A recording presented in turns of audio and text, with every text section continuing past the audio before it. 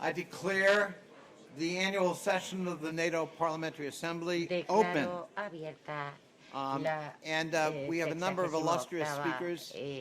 Today, we want to make sure we respect their time, la so Asamblea we're going to try Parlamentaria. to Tenemos make sure we muchos stay on oradores hoy, time. tenemos que And later in the program, we will be contenernos en hearing el from tiempo. President Más Zelensky adelante of Ukraine. tendremos So también al we're going to be presidente mindful of Zelensky, time. I que draw nos your attention hablará en remoto. to the briefing paper in the process Les of quiero, electing a new president. quiero que vean ustedes, That was con atención el circulated to proceso, delegations this morning procedimiento a seguir and para has elegir been a un provided with nuevo ballot papers, presidente. and we will address Les that han dado, at the appropriate time in the schedule later this morning. los votos, las papeletas, para que puedan ustedes votar.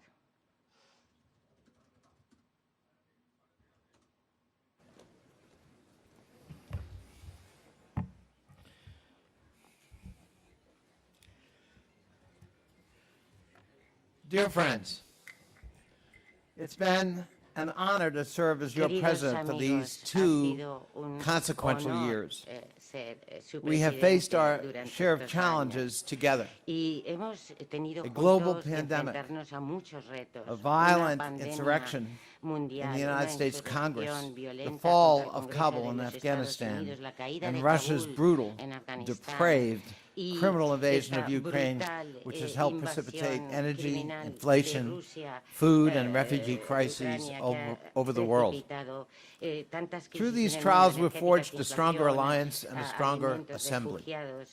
Y The bravery demonstrated by the hemos, Ukrainian people and their con todas leadership, estas pruebas, most notably President con Zelensky, whom we'll hear from later, liderazgo del presidente has Zelensky, stiffened our spine and that nos of hemos friends hecho around the todos world, más fuertes. and El provided mundo absolute se ha hecho más clarity fuerte about the y ha threat dejado posed by Putin's absolutamente Russia. claro el We riesgo que stand supone ready la to Rusia de welcome with Putin. open arms Estamos dispuestos a two acoger new con los members brazos of the abiertos alliance, dos Sweden and nuevos Finland. miembros de la Alianza, Suecia y Finlandia.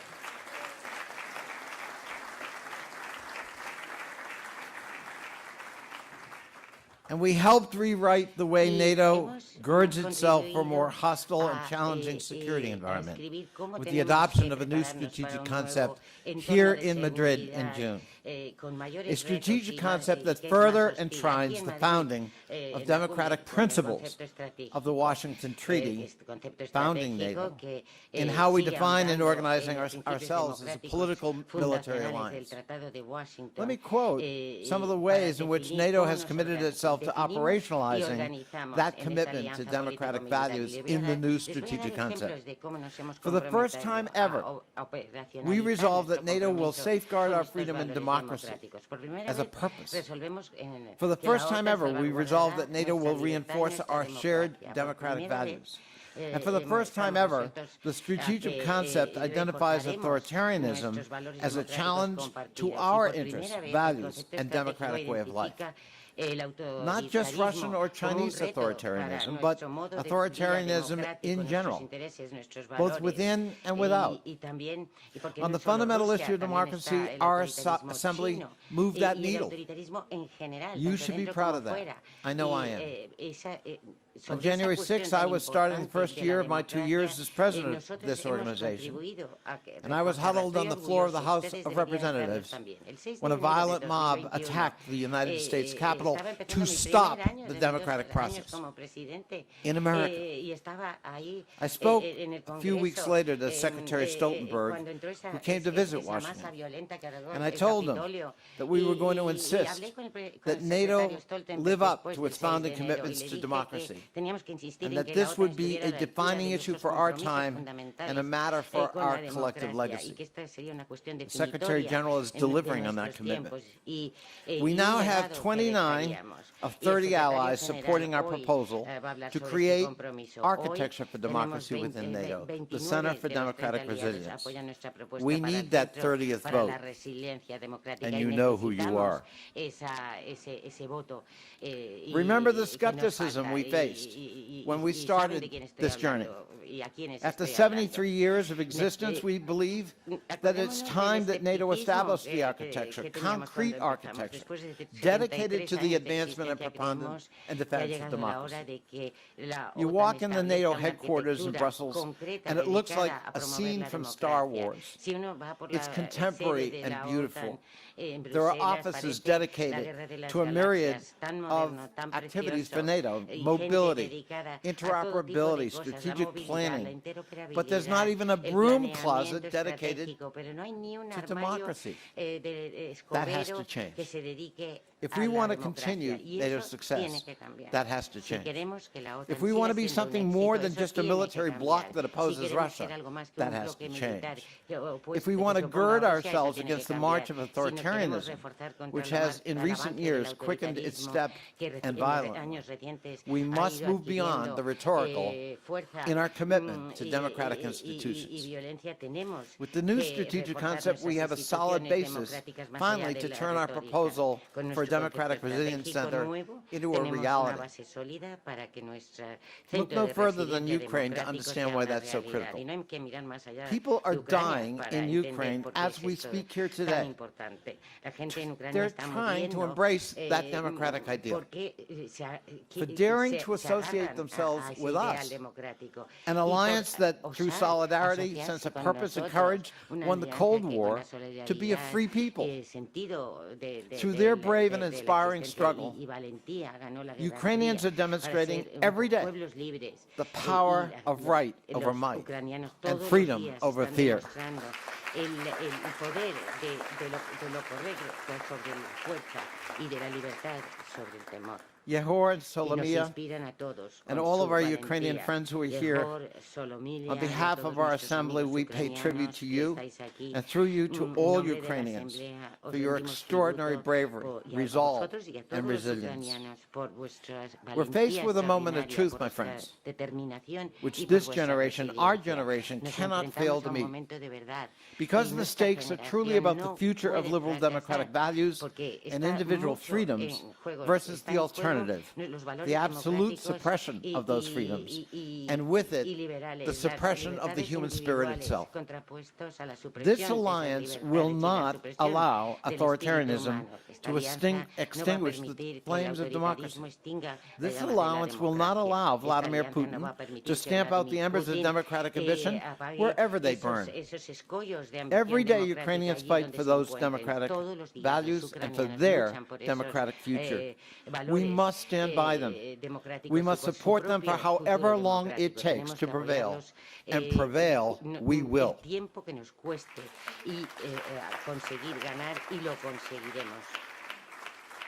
This session has sent a powerful message of that unwavering support.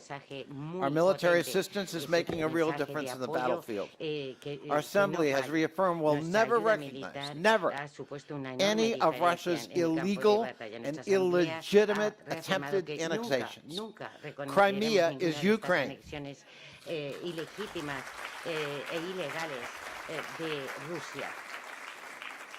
Donetsk is Ukraine. Luhansk is Ukraine. Zaporizhia is Ukraine. And as the Ukrainian flags flying again over the city make clear, Kherson is Ukraine.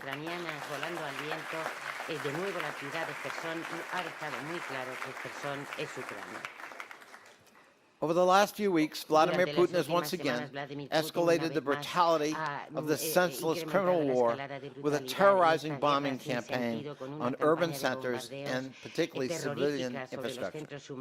These are going to be cold months for Ukrainian people. And these despicable and depraved attacks are war crimes. So during this session, we recommit to holding Russia accountable for its crimes, including through the creation of a special tribunal to prosecute the crime of aggression. All of Russia's actions must be investigated, including all war crimes, crimes against humanity, and possible acts of genocide. Peace cannot be built on impunity. We must also begin to help Ukraine rebuild and achieve the goal it has set for itself and has included in amend its own ese constitution objetivo que se ha to become a fijado, full-fledged que ha incluido member en la of our Constitución, Euro-Atlantic family en of su democracies. Constitución, llegar a Because ser what are un we miembro fighting de for? pleno derecho de nuestra What will familia the de legacy democracias be of this euroatlánticas. fight Porque, in Ukraine? ¿por qué, What por better qué legacy estamos than the luchando? firm ¿Qué establishment of queremos? liberal ¿Cuál será democracy, el having legado endured de esta a Russian lucha en onslaught Ucrania? and the Ukrainian people qué living in mejor freedom legado and que, peace una and sovereign democracia liberal independence? firmemente establecida, We've had to que ha listen sufrido to en endless el talk ataque about the ruso, retreat of y democracy. el pueblo Well, we ucraniano are que vive not en retreating. libertad, paz e In fact, we're independencia doing something we've soberana. never done Hemos oído before. hablar de que We're de creating que va a haber un architecture to retroceso protect de and la advance democracia. democracy, No nos vamos organizing a dejar, ourselves around the threat of authoritarianism y no and permitir que operationalizing retroceda commitments la that have been democracia. Vamos a hacer heretofore algo que no se ha hecho antes. rhetorical. Vamos a crear una arquitectura Our para collective proteger y response promover during la this critical democracia, moment for the alliance organizándonos en will torno hew a a new esa path amenaza in de our chapter autoritarismo, of history. operacionalizando When we all nuestros face our grandchildren compromisos, que no sea in the media next retórica, generation, nuestra and they respuesta ask, colectiva where were you durante este crítico momento when de la Russia alianza, decided on its cataclysmic and verá reckless and brutal capítulo de campaign nuestra historia. Y cuando hablemos con to nuestros suppress freedom in Europe nietos and indeed around the de la world, próxima let's make generación, sure ¿dónde all of us estabas can tú say cuando to Rusia those grandchildren, decidió que I esta stood campaña with Ukraine? brutal, irresponsable y cataclísmica para eliminar la libertad en Europa y en todo el mundo? Pues dejemos claro que podremos Thank decir a you, and thank nuestros you for nietos, letting yo me estuve serve con as your Ucrania. president during these Muchas gracias. Y momentous muchas 2 gracias years. por permitirme Our ser su collective presidente accomplishments durante have met this estos moment, 2 años and it's tan been a históricos. great honor of my life Todo to lo que serve hemos with logrado you as we do the colectivamente, hard work of building para democracy mí ha together. sido un gran honor. Slava Ha sido un gran Ukraini. honor servir con ustedes y para hacer este duro trabajo hacia la democracia juntos. Slava Ucraini.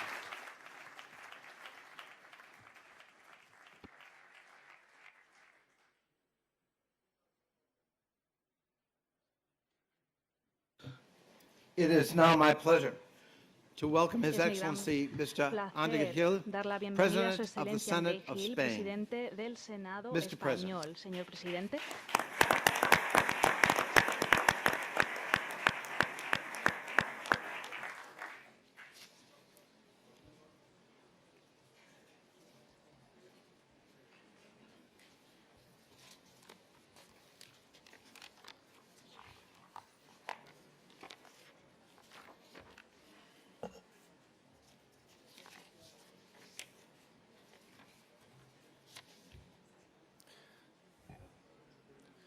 Señor Pedro Sánchez, presidente del Gobierno de España.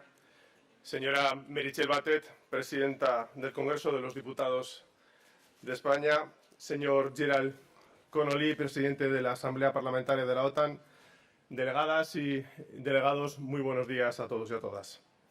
Es un honor para las Cortes Generales de España y para mí, como presidente del Senado, ser anfitriones de esta sesión anual de la Asamblea Parlamentaria de la OTAN. Además de saludaros, quiero agradecer a los delegados y delegadas parlamentarias vuestra asistencia, así como el trabajo excepcional que habéis llevado a cabo durante estas jornadas. Para España, esta sesión anual tiene especial trascendencia debido a que coincide con el 40 aniversario de nuestra integración en la OTAN. Además, nos felicitamos de que hayan coincidido en Madrid la realización de la cumbre de la OTAN en el mes de junio y ahora la reunión anual de la Alianza Parlamentaria. Amigas y amigos, existen momentos, contextos, existen situaciones en los que se refleja con mayor nitidez el alcance de nuestra misión como representantes parlamentarios de la ciudadanía de nuestras naciones. Y desde luego este momento, esta situación en la que nos encontramos es una de ellas. Los 269 miembros de los parlamentos de las 30 naciones miembros de la OTAN y los alrededor de 100 miembros de unos 25 países socios y órganos parlamentarios nos encontramos hoy aquí después de haber debatido, propuesto y acordado medidas y resoluciones que son importantes para complementar la acción de la OTAN con el fin de proteger la seguridad y la integridad de nuestros pueblos. Y lo hacemos en un contexto que es doblemente crítico. Primero, porque nos encontramos con una guerra en suelo europeo, una invasión no provocada de Rusia a Ucrania, una guerra terrible que está causando heridas profundas con consecuencias dramáticas para el pueblo ucraniano y repercusiones negativas para toda Europa y para el resto del mundo. Y segundo, porque, como he dicho, en junio de este año tuvo lugar la cumbre de la OTAN en la que se adoptó el nuevo concepto estratégico que establece la dirección general de la Alianza y que es la guía estratégica para los próximos años. Estos días han sido claves para evaluar las decisiones de la cumbre de junio y ver cómo se alinean estas con nuestras recomendaciones sobre el nuevo concepto estratégico, así como la adaptación y modernización de la Alianza Atlántica y, por supuesto, para debatir también sobre la implantación de medidas en los países aliados. Estamos cumpliendo con nuestra responsabilidad. Estamos actuando alineados con nuestros valores y principios compartidos. Valores centrales del tratado que debemos proteger no solo por nuestro bien, el de quienes formamos la OTAN, sino por el de todos los países del mundo. La defensa y la promoción de la democracia no son negociables. Su defensa frente a quienes la niegan o menoscaban tampoco lo es. Los populismos, las autocracias y el antiliberalismo eligen ser nuestros adversarios y actúan faltando a todas las reglas, incluso aquellas reglas que algún día ellos mismos ratificaron. Nosotros, en cambio, elegimos proteger a nuestros pueblos mediante acciones propias del Estado de Derecho, la defensa militar conjunta y disuasoria y la resiliencia. Y para que tengamos éxito en dichas acciones solo caben tres cosas: unidad, unidad y unidad.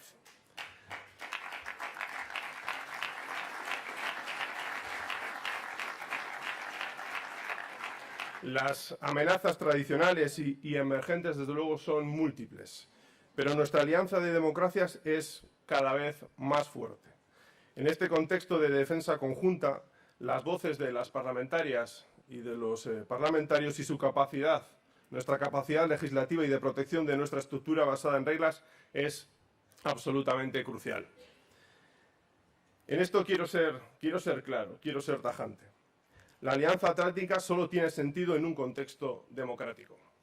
Así que si queremos preservar, potenciar o dar sentido a la OTAN, debemos, ante todo, proteger los derechos y libertades democráticos y favorecer su ejercicio en todos los países aliados, por supuesto, pero también allí donde los pueblos lo reclamen. La democracia es la mejor defensa y el contexto más adecuado para la paz. Y ello es especialmente importante cuando nuestras estrategias y acciones, más allá de lo puramente militar, deben hacer frente a nuevas amenazas que ni tan siquiera imaginábamos en el año 2010, cuando se aprobó el anterior concepto estratégico. Con esto quiero decir que adaptarnos es crucial para poder responder a una realidad que ha cambiado drásticamente. Una realidad compleja que nos sitúa ante adversarios difícilmente enmarcables. Me refiero tanto a la amenaza de los distintos tipos de terrorismo, al cambio climático, a las debilidades de instituciones de países democráticos afectados por la corrupción, a nuestras complejas relaciones con países no democráticos, a la cuestión nuclear también, que ha puesto de relieve la actitud de Putin, a los desafíos híbridos que desafían nuestras capacidades de resiliencia, como las de la ciberseguridad, la crisis alimentaria que sufren 3.200 millones de personas en el mundo, o los 175 conflictos armados activos en el mundo, entre otros muchos. En definitiva, estamos ante un escenario global, como decía, complejo, caracterizado sobre todo por la incertidumbre. Lo que se nos pide a los representantes legislativos es cooperar para nuestra seguridad común y para disminuir, por tanto, esa incertidumbre. Y debo decir que esto no es una elección, es una exigencia. Lo es porque resulta clave para fortalecer la noción de comunidad transatlántica de países democráticos y para ayudar en la construcción de un nuevo orden de seguridad. Nuestras instituciones, así como los procesos democráticos clave como las elecciones, nos necesitan a todos. Lamentablemente, las amenazas no tienen fronteras, mucho menos las amenazas emergentes. Los ataques a la seguridad cibernética, incluidos los ataques a nuestros procesos democráticos, a la seguridad energética, al medio ambiente y a la información libre, no actúan de manera aislada. De ahí que estemos seguros de que la visión horizontal de un centro de resiliencia democrática podría dar sentido integral a la respuesta desde nuestros países. Permitidme, por último, que me refiera también al papel de España. Quiero deciros que las Cortes Generales Españolas creemos absolutamente en el diálogo parlamentario como herramienta de cooperación con nuestros vecinos y con nuestros amigos. Ello incluye nuestro papel en la relación con otros países miembros asociados, pero también incluye nuestra relación con el sur, tanto con América Latina como con África. Y lo afirmo en términos puramente pragmáticos. No podemos pretender contar con un modelo que aspire al ideal democrático aislados del mundo. Recordad que solo representamos un 20% de la población mundial y que Europa tan solo representa un 5% de la población. Y lo digo también en términos éticos, porque la OTAN no es la OTAN sin sus principios y valores establecidos en su tratado. En este sentido, valga de ejemplo la acogida europea de 5 millones de refugiados ucranianos. Nos ha recordado la Europa humanitaria y acogedora, y ello, desde luego, es muy positivo. Por otra parte, debo decir que España ha afianzado su compromiso con la OTAN. Somos un socio fiable de la Alianza y hemos demostrado nuestro compromiso participando en todas y cada una de las principales misiones encomendadas y con los medios que se han requerido. Pero España también se siente muy concernida con la política común de seguridad y defensa europea y con la reciente aprobación de la llamada brújula estratégica para la seguridad y la defensa de Europa en los próximos 10 años. Estoy seguro de que una Unión Europea con mayores responsabilidades y capacidades en seguridad y defensa reforzará el eje europeo de la Alianza Atlántica. Pero no quiero concluir estas palabras hablando solo de geoestrategia. Quiero hablar de la brújula moral que debe guiar nuestras acciones hoy y debe hacerlo también en el futuro. Y lo hago porque no es el momento para el encogimiento estratégico, no lo es, pero tampoco lo es para el encogimiento moral. Recordemos que no hay libertad sin confianza y no hay seguridad sin confianza. Creo que la historia de Europa, con sus altibajos y sus terribles retrocesos, es una historia de éxito, una historia de progreso y de civilización que nos puede servir, desde luego, como ejemplo. Nos ha enseñado que no hay una ley natural que obre a favor de la democracia, de la paz, de la concordia o de los derechos humanos. No la hay. Sino que tenemos el deber ético de mantener la tensión a su favor y ser proactivos en su defensa en todo momento, todos los días y a todas las horas. Ahora mismo, respecto a la tragedia de Ucrania, creo que estamos mostrando precisamente lo mejor de la Unión Europea y lo mejor de la OTAN, con medidas unánimes y firmes frente a la agresión de una invasión no provocada, pero sin renunciar al diálogo. Dijo Séneca que una era construye ciudades y que una hora las destruye. Y espero, y lo digo de corazón, que esta invasión, esta barbarie, no dure ni una hora ni un minuto más. Muchísimas gracias.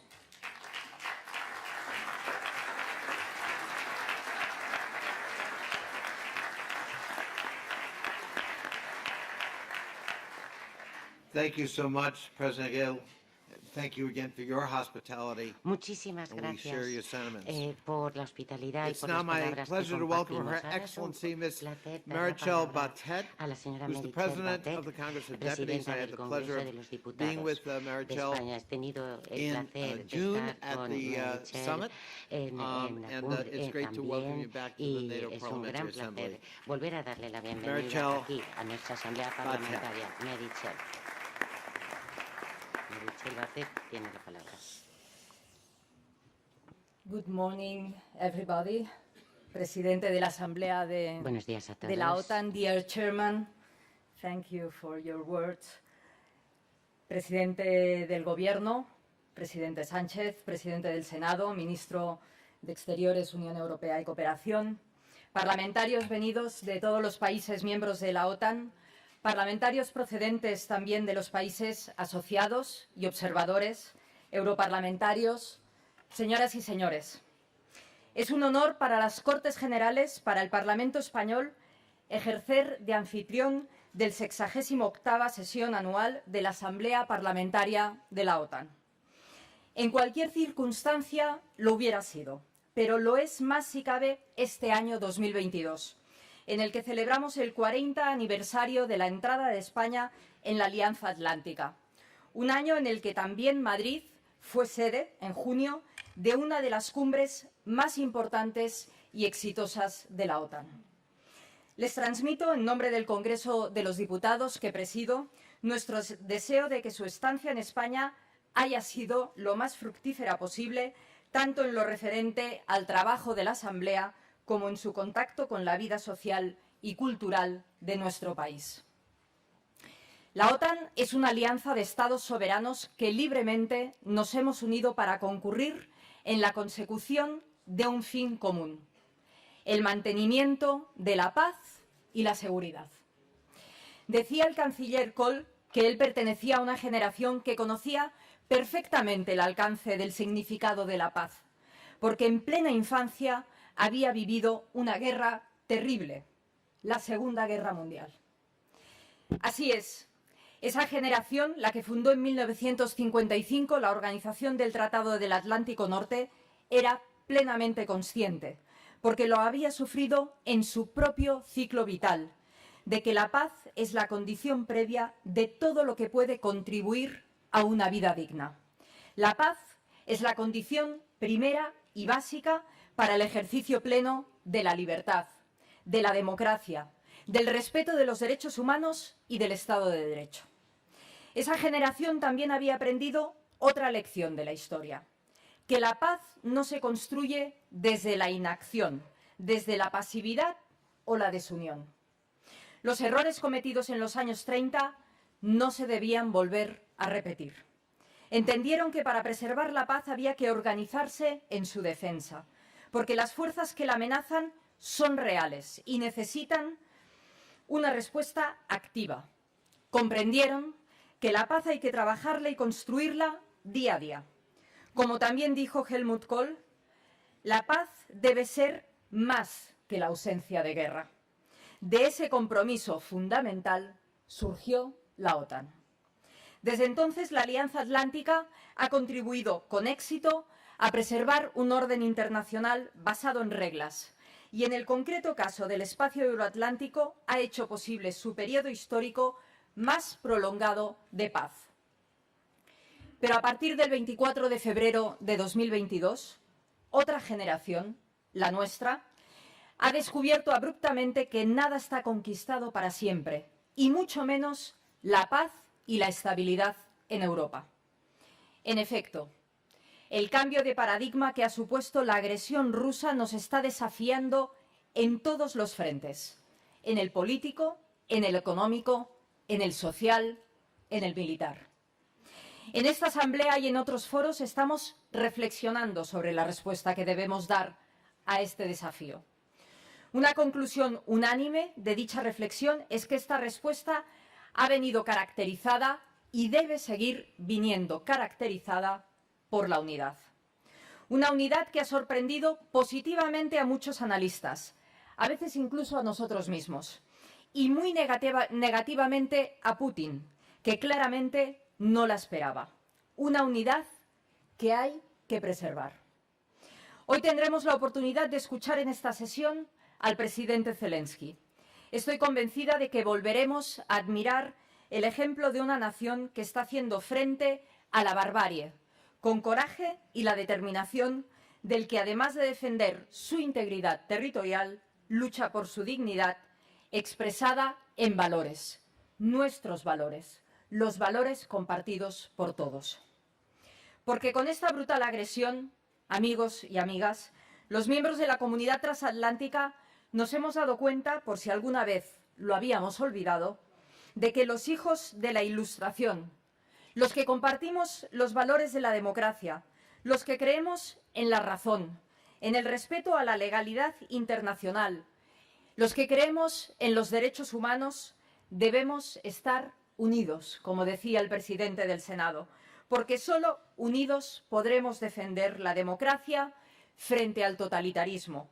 Batalla hoy más relevante que nunca y que tiene, además, un desafío de escala global.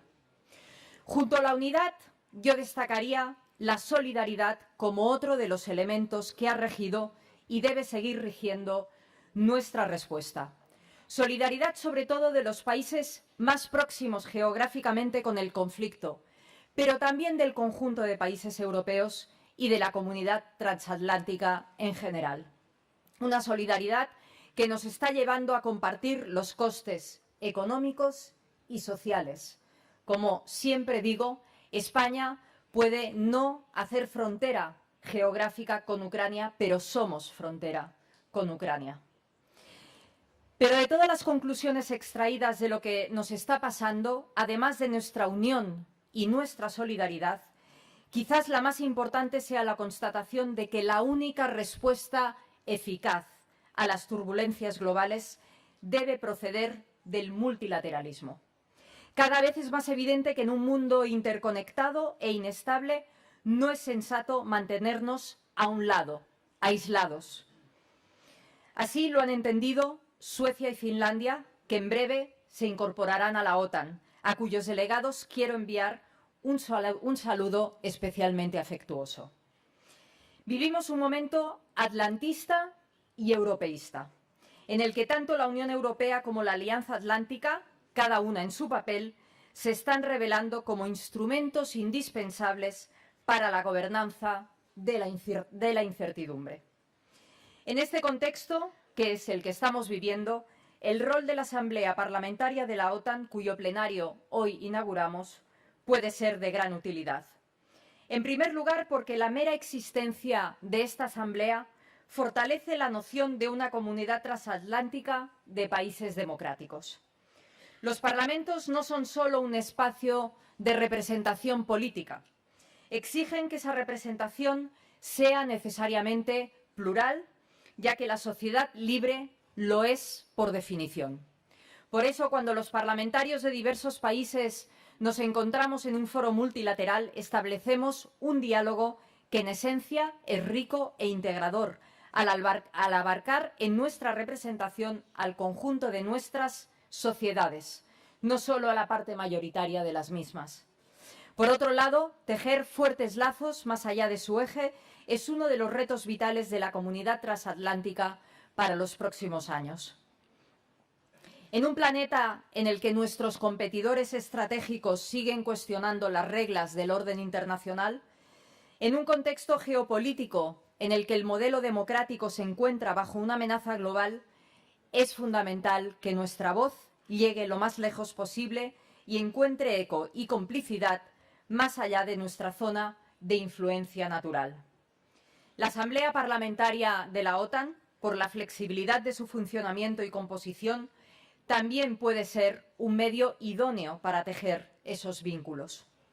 Aprovecho la ocasión para enviar un saludo de bienvenida a los delegados de los países asociados y observadores no pertenecientes a la OTAN presentes en esta sesión, que con su visión nos ayudarán a entender el mundo en su globalidad y con su participación hace que la globalidad de nuestros valores tome mayor relevancia. Termino. El que fuera secretario general de la OTAN entre 1995 y 1999, Javier Solana, señaló en el año 2000 que la seguridad en el siglo XXI será lo que de ella hagamos. Y añadió, se puede dar forma al futuro si hay comunidad de ideales y de medios, y solidaridad para hacerlo realidad. Comunidad de ideales, comunidad de valores y solidaridad para hacerlo realidad.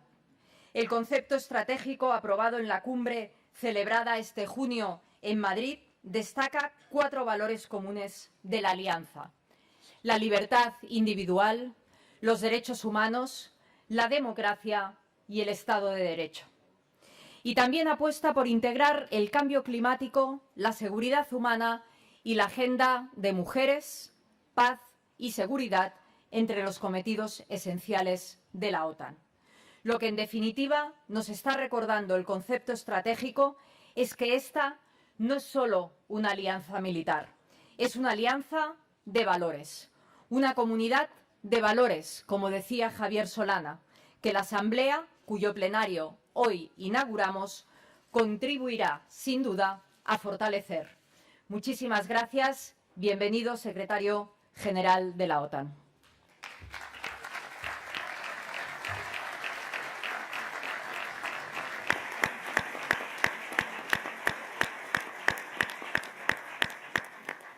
Thank you so much, President Muchísimas Bartet. gracias. We really appreciate your remarks. And Por sus the comentarios. Secretary General of NATO has joined us. Welcome. Y el Jan. secretario general It's de now la my OTAN se pleasure encuentra con nosotros. to Muy bienvenido. welcome His Excellency Mr. Pedro Sánchez, the Le President damos la of the Government of bienvenida a Spain. su excelencia, el We're so señor honored to have Pedro you with us Sánchez. this morning. Muchísimas gracias Welcome, por estar Mr. con President. nosotros esta mañana. Bienvenido.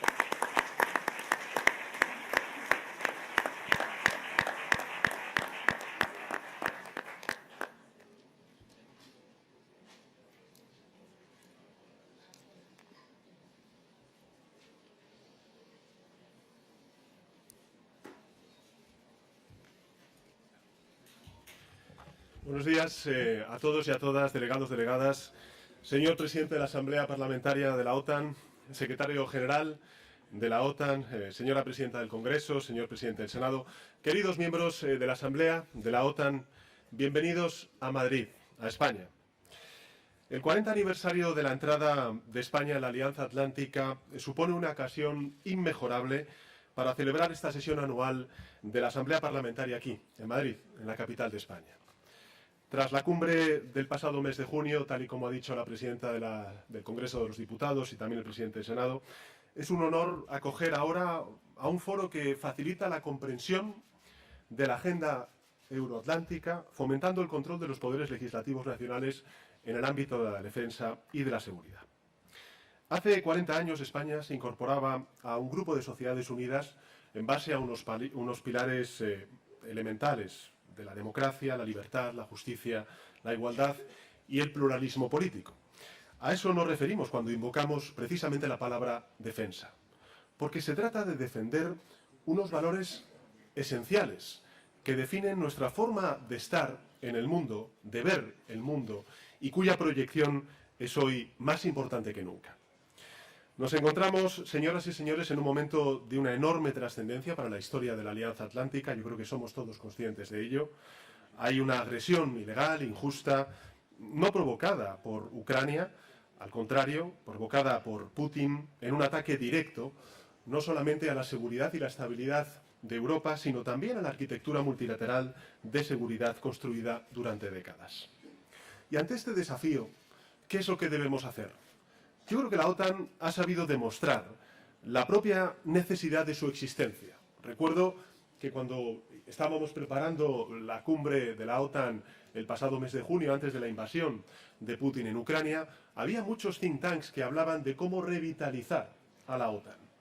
Poco menos que había muerto de éxito. Incluso había algunos dirigentes políticos que hablaban de la muerte cerebral de la OTAN.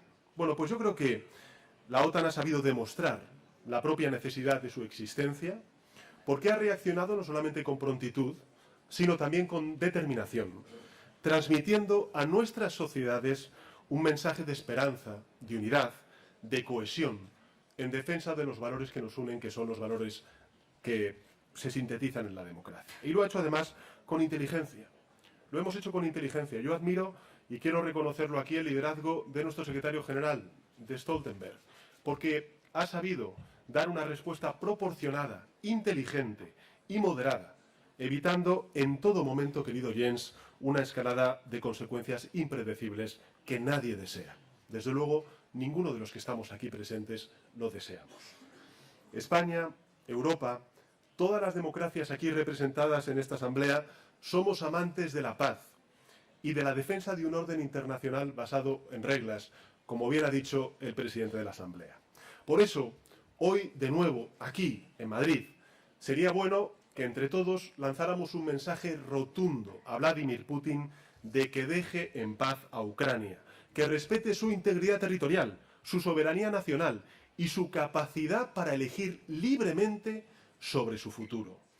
Y hasta que eso ocurra, señoras y señores, todos vamos a seguir unidos y unidas junto a Ucrania y en su lucha por la libertad. Señoras y señores, es absolutamente evidente que la Alianza se ha fortalecido en estos meses frente a los cálculos desatinados de Putin.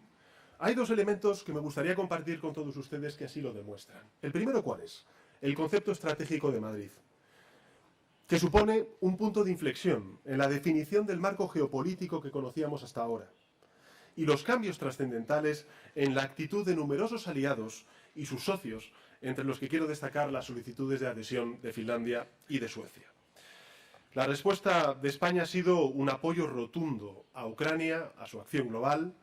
9 meses después del inicio de la guerra es cada vez más evidente el fracaso de los objetivos iniciales del Kremlin, también el altísimo coste que las acciones de Putin tienen para su propio pueblo ruso. Yo en muchas ocasiones lo digo, esta no es, digamos, una posición de la OTAN contra el pueblo ruso, sino contra la autocracia que lidera Vladímir Putin, que sufre además ese pueblo ruso las consecuencias no solamente de esta guerra ilegal injustificada, sino también las consecuencias del aislamiento internacional y de la opresión interna a la que le somete su líder. Pero por encima de todo, nuestra atención está volcada con las víctimas directas de una guerra absurda que sigue demostrando su crueldad día a día. Quiero aprovechar esta ocasión que se me ofrece para agradecer a las naciones que componen la Alianza Atlántica y a la sociedad española en particular, si me lo permiten como presidente, por su compromiso absoluto con Ucrania. Como presidente del Gobierno de España, señoras y señores, ha sido un orgullo comprobar la forma en la que hombres y mujeres de mi país han comprendido que la causa de Ucrania es la suya propia.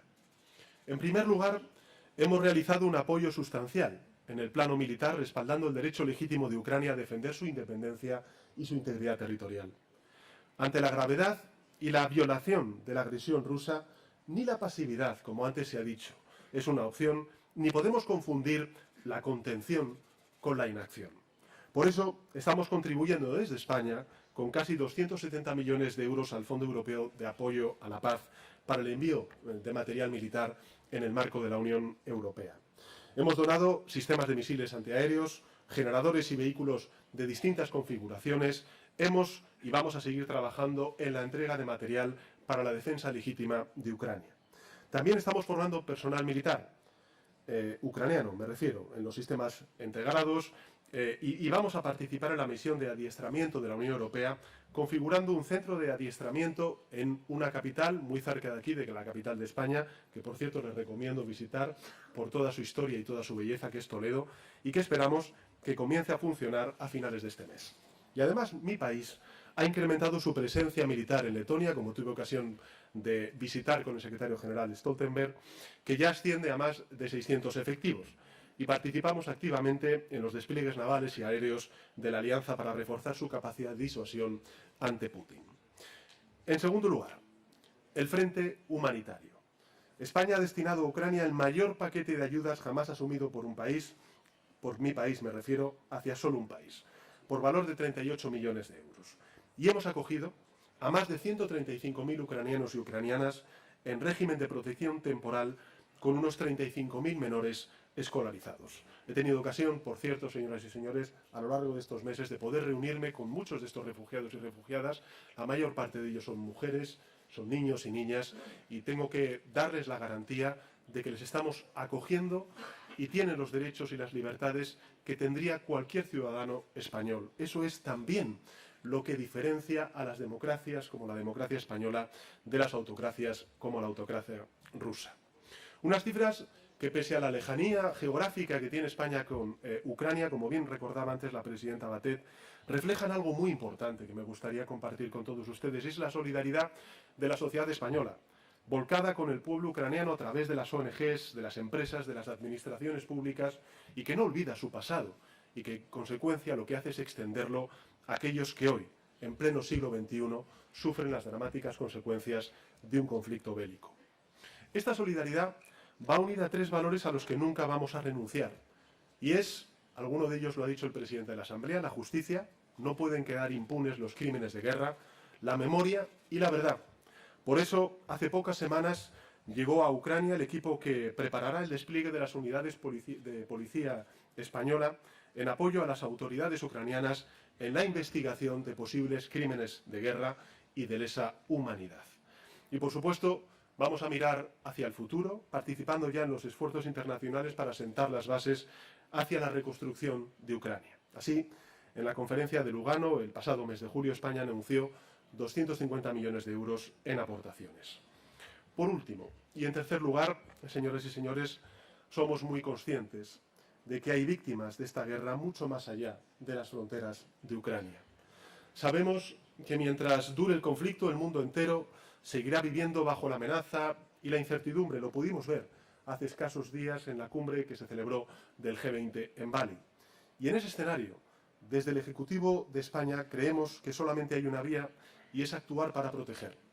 Lo estamos haciendo con nuestros ciudadanos, desplegando un escudo social sin precedentes, dotado con más de 35.000 millones de euros para hacer frente a las consecuencias de la crisis energética y del alza del precio del coste de la vida.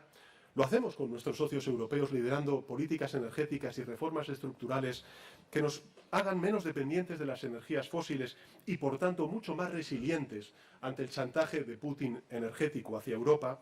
Y lo hacemos, lógicamente, en el marco multilateral, impulsando iniciativas para luchar contra la crisis alimentaria provocada por Putin. Celebramos en ese sentido que se haya alcanzado un acuerdo para extender la iniciativa de grano del Mar Negro y quisiera, mejor dicho, felicitar al secretario general de Naciones Unidas, Antonio Guterres, por el papel que ha desempeñado tanto él como su organización en este frente tan decisivo. Pero es evidente que tenemos que dar muchos más pasos.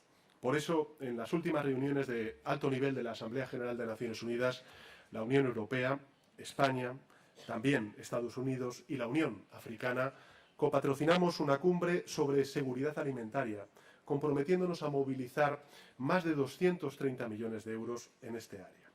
Y por eso, en la cumbre del G20 celebrada hace pocos días en Bali, reafirmamos la necesidad de mejorar el acceso a la financiación internacional de los países menos desarrollados para así hacer frente a los problemas de deuda que evidentemente están ya sufriendo algunos de estos países. Señoras y señores, es sin duda un momento para hacer una apuesta decisiva por el multilateralismo y por el orden global basado en reglas. Ese es precisamente el espíritu de la declaración consensuada que conseguimos alcanzar en Bali.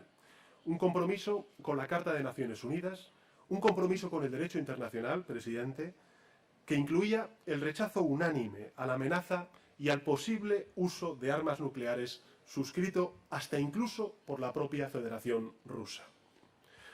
Pese a ello, Vladímir Putin procedió ese mismo día a desplegar el mayor ataque contra infraestructuras civiles y también críticas y contra ciudades ucranianas desde el inicio de la guerra.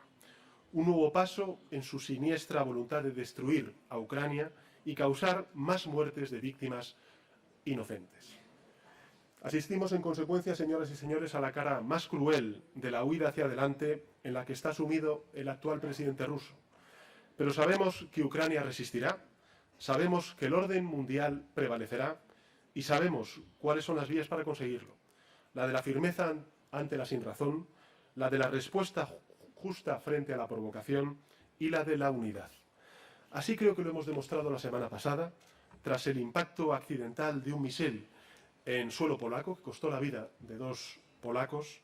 Así lo estamos demostrando desde el inicio de esta crisis provocada por esta guerra de Putin en Ucrania, y así lo vamos a seguir demostrando hasta el final de la misma, con la misma firmeza, con la misma unidad y, si me permiten, también con la misma templanza.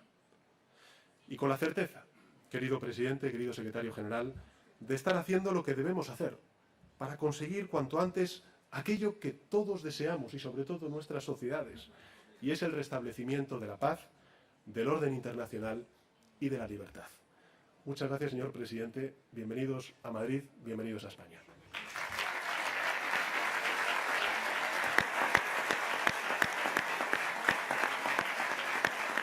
Thank you.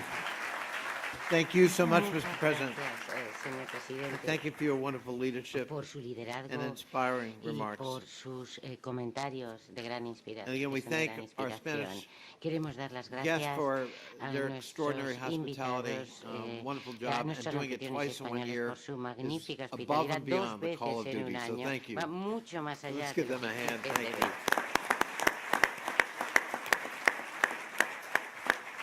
We now come to the election Ahora of our new llegamos a la president. elección de nuestro nuevo Standing presidente Committee has o received presidenta. 2 La nominations, Comisión Mimi Permanente ha Cadelli of recibido Albania dos and Joël nominaciones, Mimi, Garriot Malam Codelli of de France. Albania y I'm going to invite both candidates to Joël Garriot de Francia. present to the Assembly. Que, 5 se van- minutes. Hay 5 minutos.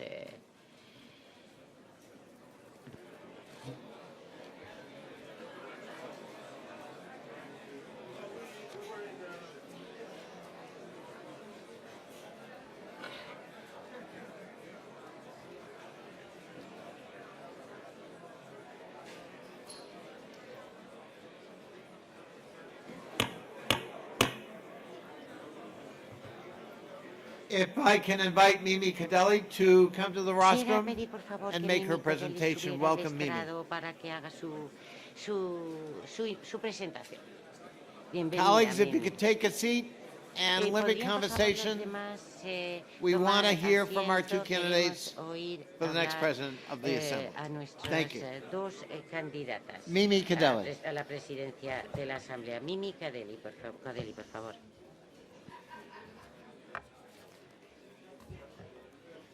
Good morning, everybody. Buenos días a todos.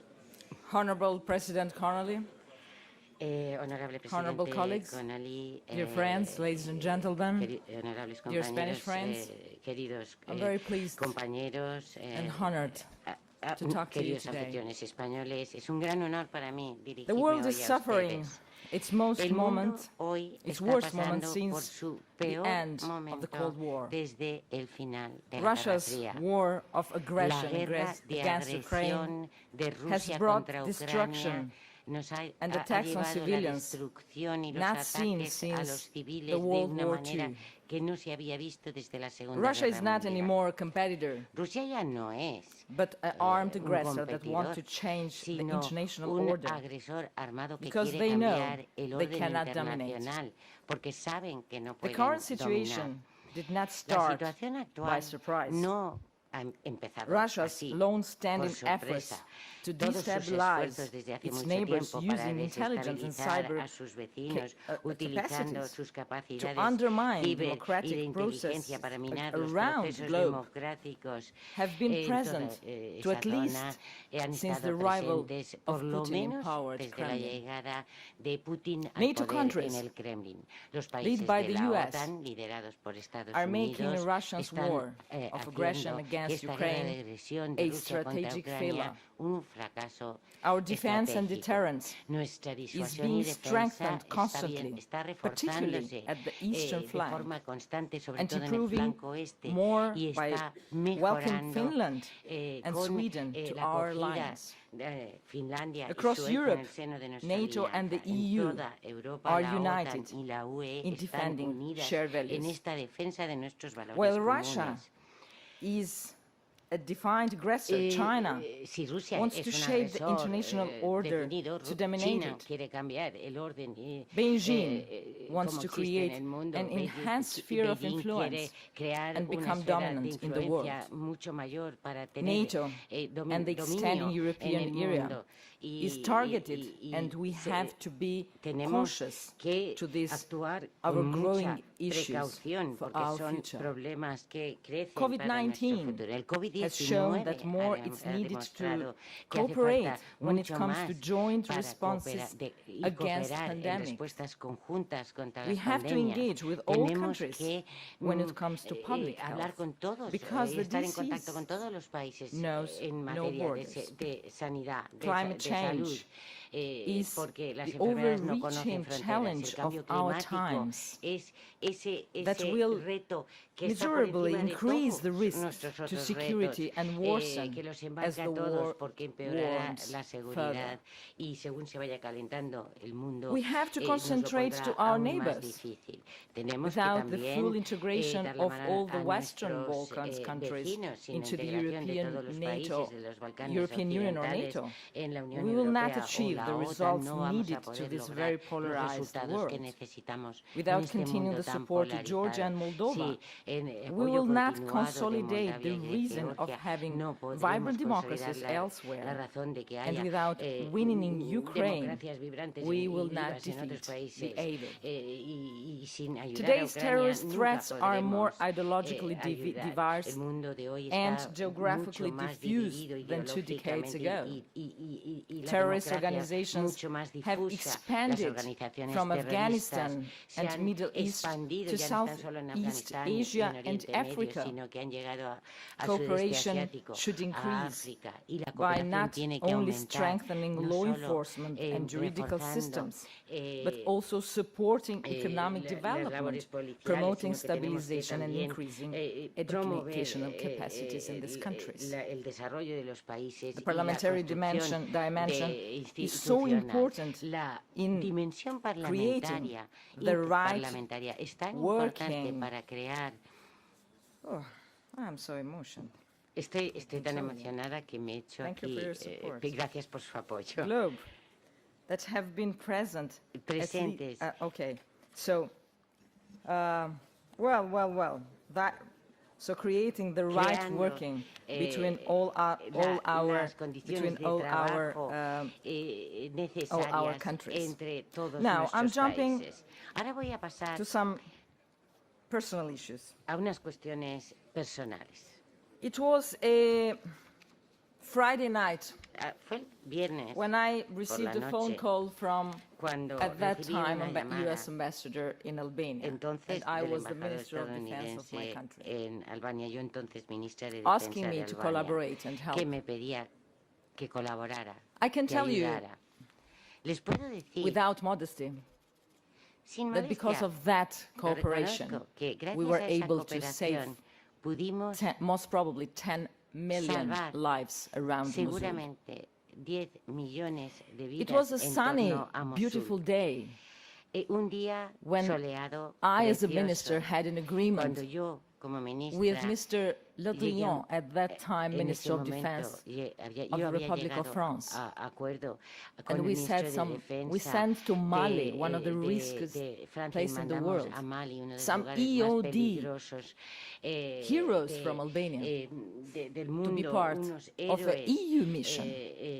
De nuestro ejército para que It was a very beautiful day participaran en una reunión, when I en had una an misión agreement de la Unión with, Europea. at that Era un día time, precioso en el Madame que llegué a ese Ursula von der acuerdo cuando la Leyen, señora Minister Ursula of von der Defense, as Leyen, myself. ministra de Defensa, como lo era And yo most también, probably we saved y some 100 salvamos, lives in Afghanistan. unas 100 vidas en Afganistán. I did a lot of good things, I guess, in my career. Creo que mi carrera ha hecho But the bastantes best thing I cosas did, buenas, pero lo mejor my masterpiece, que he hecho, yo creo que most probably is my son, obra maestra haya sido mi hijo, a man un hombre which is now a good que citizen ahora of the es world, un buen ciudadano del mundo, full of good energy lleno de energía, and with the hope de that energía the next world, positiva, the y next con society, esperanzas de next que years el mundo are going to be venidero, better. la sociedad venidera So, sea mejor. As far as I will breathe, I will be a warrior Yo, mientras to viva, defend the seré future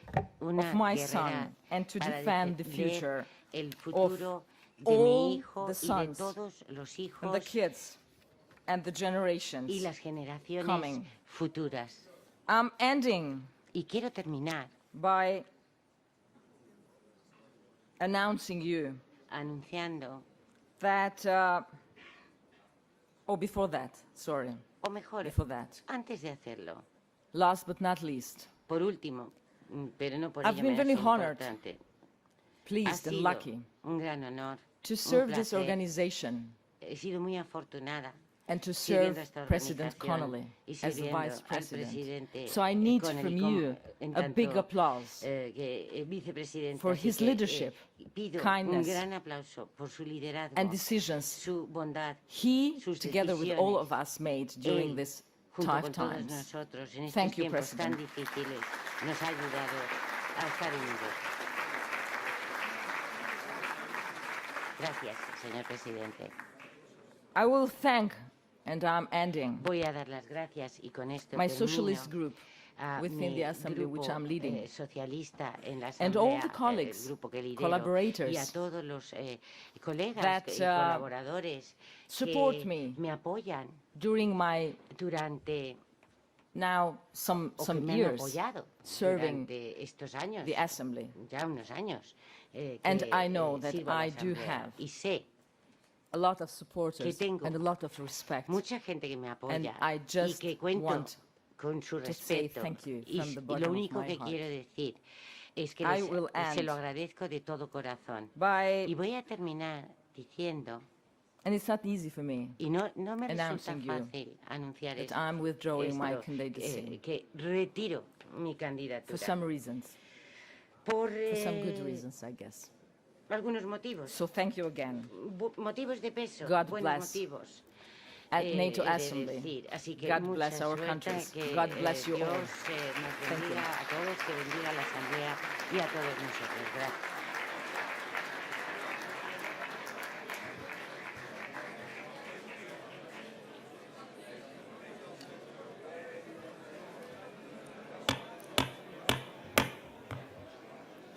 Thank you, Mimi. Muchísimas gracias, Mimi. Mimi Cadelli has Mimi withdrawn Canelli ha retirado her nomination su candidatura to serve as our next president, leaving one candidate, a la presidencia. Joël Garriot Y nos Malam. queda, por lo tanto, una candidata. The Joël chair will Garriot entertain Malam. a motion to elect Joël by acclamation. El presidente abre una resolución para elegir a Joël por unanimidad. I will assume that applause meant there was a motion for acclamation. Espero que el All right, aplauso I declare signifique la Joël aclamación, Garriot entonces, Malam President-elect, our next president for the declaro next Joël 2 Garriot years, Malam and I nuestro invite próximo presidente Joël por los to dos address us próximos as años. president-elect. Le doy la palabra como presidente. Many thanks, Mr. President. Muchísimas I must gracias, say I'm a señor bit shocked, presidente. Debo but I decir want que to really thank from the bottom of my estoy heart chocada Mimi Cadelli. realmente, pero me Mimi gustaría has been agradecer a de todo friend. She's been vice corazón a president Mimi with me. Cadelli. Ha We've sido worked una very verdadera well together. amiga. And Hemos I trabajado feel muy bien juntas en competition su calidad is de important in a vicepresidente. democracy, but I Y siento respect que su her acción es muy decision. importante I'm en una grateful to it democracia. for it. Le Because I agradezco feel mucho it's su extremely decisión, la respeto. important Me our parece assembly extremadamente shows unity and importante is never mostrar unidad divisive. como So I hope to keep on asamblea. working with her Espero as continuar I've always done. And I trabajar want to con thank ella her como on siempre behalf y le of the agradezco unity of en our group. nombre And let de me la switch off to de la French because you know unidad French is, as you de know, nuestra the asociación. second Voy official a pasar a hablar en language francés porque es el of segundo our idioma assembly. oficial de la Asamblea. Monsieur le Président, Señor mes très presidente, chers collègues, queridos c'était colegas, vraiment un très grand honneur de présenter ma candidature ha devant sido un vous gran ce honor matin presentar dans mi cette belle candidatura ville de esta Madrid mañana où j'ai en eu esta l'honneur preciosa ciudad de d'accompagner Madrid, notre en que he président tenido la Jerry honra Connolly et notre secrétaire acompañar a nuestro général presidente Roussandra Jerry Popa Connolly pour un y sommet de el l'OTAN vicepresidente historique en para juin una dernier. cumbre de la Je OTAN voudrais histórica féliciter en tout d'abord et junio. Y remercier me gustaría Zaida agradecer a Cantara Zaida et Cantara l'ensemble de la délégation y la parlementaire delegación espagnole pour leur parlamentaria remarquable española organisation. por Et vous su dire, increíble Président organización. Jerry Connolly, un immense Al merci presidente pour votre Connolly, vision, muchísimas votre gracias dynamisme, votre por su éthique et votre visión, humanité dinamismo, au service ética de y notre humanidad Assemblée et al de chacun servicio de ses de membres. nuestra asamblea y cada Tout miembro comme de la Jerry, asamblea. J'ai beaucoup d'ambition pour notre Assemblée parlementaire parce qu'elle est un élément indispensable de notre action internationale au service de nos idées et de nos valeurs. Je veux qu'elle soit de plus en plus forte, de plus en plus respectée au sein de l'OTAN et au-delà. Il est en effet de notre responsabilité, à nous tous, parlementaires OTAN, d'être des vigiles, d'être des passeurs et de continuer à convaincre nos concitoyens que rien n'est plus important que nos valeurs démocratiques. En février 2014, j'étais sur la place Maïdan à Kiev pour soutenir nos amis ukrainiens. Au même moment, la Russie remettait en cause le principe de l'intangibilité des frontières en arrachant la Crimée à l'Ukraine, avec une volonté impérialiste que j'avais déjà constatée quand j'étais étudiante à Prague pendant les années noires de la dictature soviétique et qui m'avait poussée à rentrer en politique pour aider les peuples d'Europe de l'Est à briser leur chaîne, bien modestement, bien sûr. Trop longtemps, nos sociétés occidentales ont cru que la Russie avait changé. Trop longtemps, nous sommes restés sourds aux alertes envoyées par nos amis des États baltes du centre-Est. Trop longtemps, nous avons fermé les yeux sur l'arrivée d'une nouvelle guerre sur le sol européen. Aujourd'hui, aucun doute n'est possible. Et face à des dirigeants russes qui se conduisent comme de véritables terroristes, avec une barbarie indigne de nos civilisations, en attaquant des populations et des infrastructures civiles, et qui devront être jugés comme tels, comme des terroristes devant un tribunal international. Notre tout premier devoir de parlementaire OTAN est de soutenir très concrètement l'effort militaire en faveur de l'Ukraine et de son peuple, qui nous donne tous les jours des exemples exceptionnels de courage et de résilience au service de ces valeurs, de nos valeurs, de liberté, de démocratie et de souveraineté. Jamais dans le passé, notre responsabilité individuelle et collective n'a été aussi grande et les enjeux aussi cruciaux. Les États membres de l'OTAN ont montré une unité exceptionnelle en soutien à l'Ukraine et nous pouvons tous en être très fiers. À nous de montrer la même détermination et la même unité, la même cohésion au sein de notre Assemblée parlementaire, car c'est ainsi que nous serons plus forts et plus respectés et que nous pourrons, par notre diplomatie parlementaire, mieux accompagner les efforts militaires de l'OTAN pour la paix et la sécurité dans la lutte contre la désinformation et ces fake news qui affaiblissent jusqu'au cœur de nos institutions. Toujours, nous devrons affirmer le primat de nos valeurs démocratiques et du droit international face à des régimes autoritaires. L'accueil de la Suède et de la Finlande, comme celui du Monténégro et de la Macédoine du Nord avant elle, tout comme la création du Centre de résilience démocratique cher à notre président, et à tellement juste raison, nous aiderons dans ce sens. Nous devrons développer aussi notre veille et notre réflexion stratégique sur la zone Indo-Pacifique et la Chine, qui reste un rival systémique. J'estime aussi indispensable de développer nos liens avec d'autres institutions ou assemblées, comme en premier lieu les Nations Unies, mais aussi l'ASEAN ou le Conseil de l'Europe.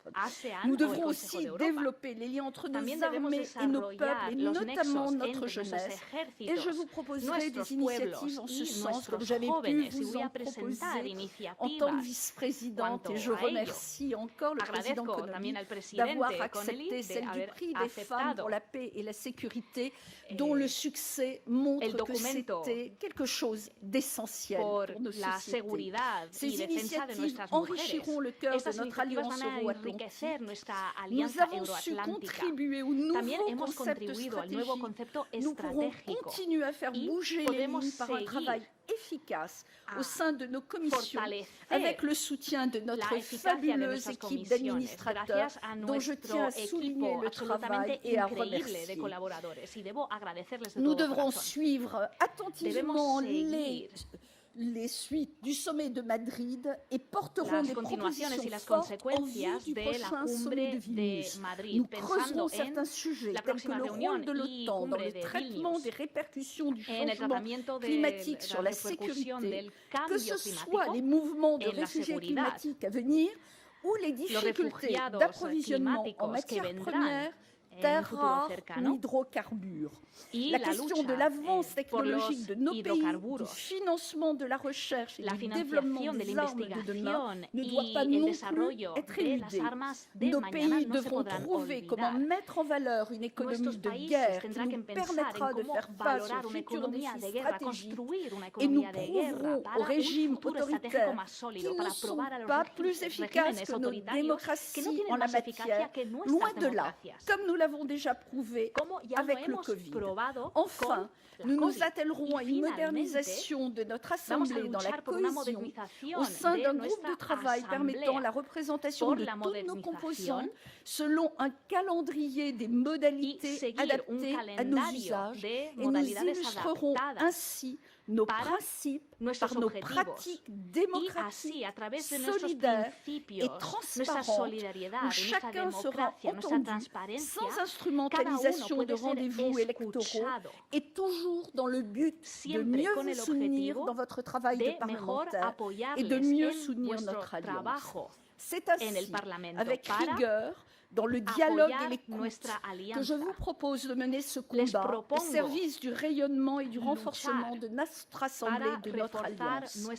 Et encore et toujours en soutien total à l'Ukraine.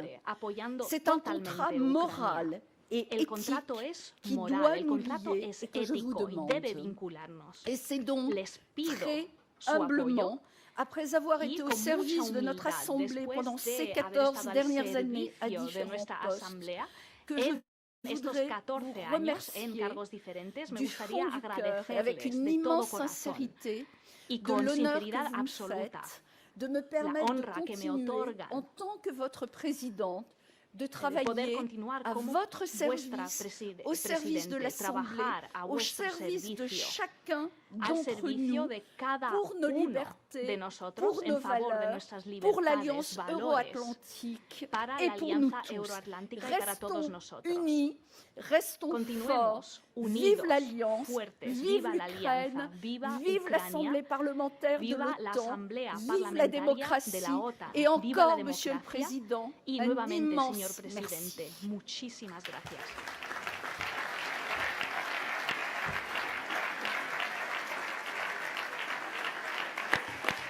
Thank you so much, Joel.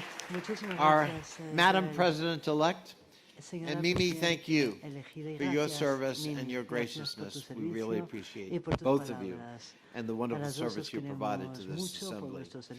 Our next item is a coffee break. However, before we leave, we are going to start precisely at 11 o'clock to resume with Secretary General Stoltenberg, who's on a hard deadline. So we're going to have an hour and a half with him in terms of Q&A. So if you got your questions, send them forward. Be here at 11. Thank you. We're in recess. Hasta las 11 en punto.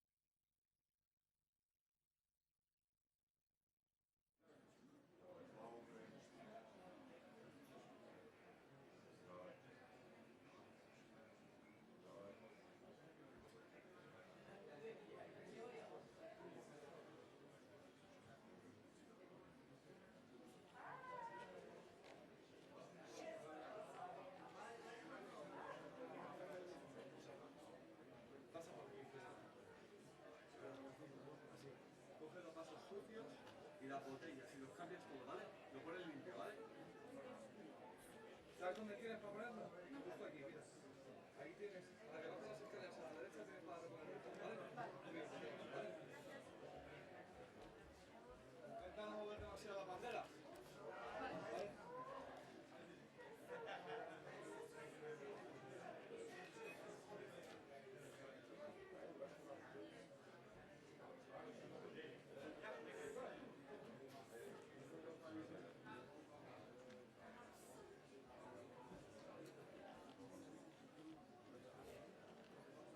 Yeah, we're looking at that. We're seeing the letter. Yeah. Eccola. Adesso passate. Sto chiedendo. What do you Gospod Avstredino. Sorry. Gospod Avstredino. I'm sorry.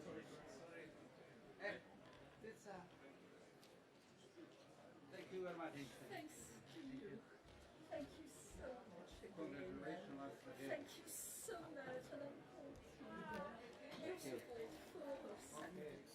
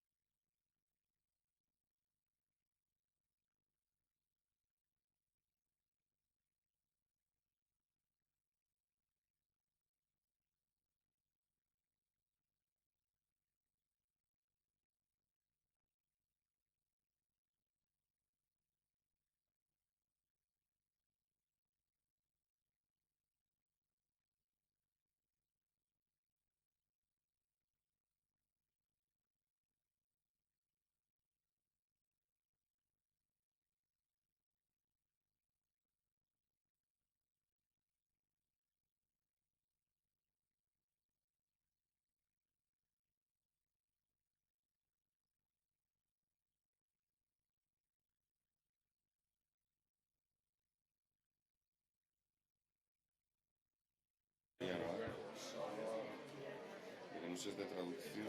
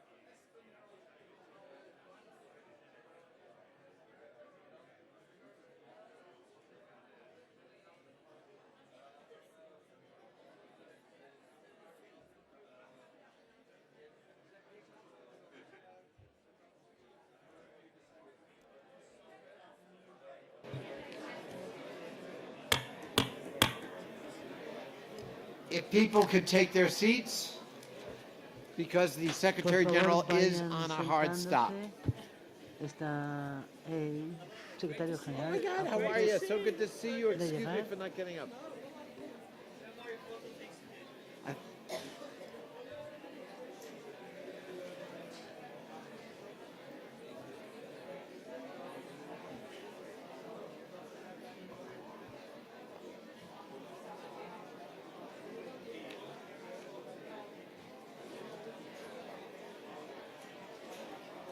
If we could take our seats Siéntense, por favor.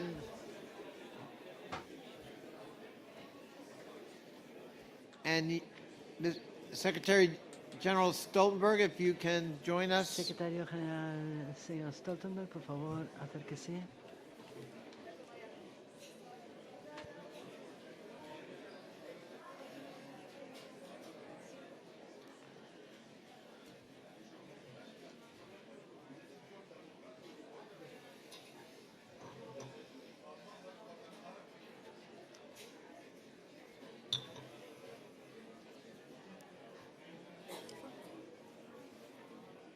Ladies and gentlemen, if you please will take your seats, we can get started. I want to welcome His Excellency Jens Stoltenberg. Muchas gracias. Again, Por favor, vayan sentándose. The Secretary General of NATO is no stranger to the NATO Parliamentary Assembly. And I want to thank Jens personally for so actively and readily engaging with us over the years. During my time as President, our dialogue and cooperation has been deep and substantive, from the NATO 2030 reflection process to the development of the strategic concept. You took great care to take the Assembly's views to heart. Your determined leadership in support of Ukraine in this depraved and unprovoked and brutal war remains exemplary. It's been a great pleasure working with you. Anyone who would like to ask the Secretary General a question after his address, raise your hand as soon as possible and we'll get you on the list.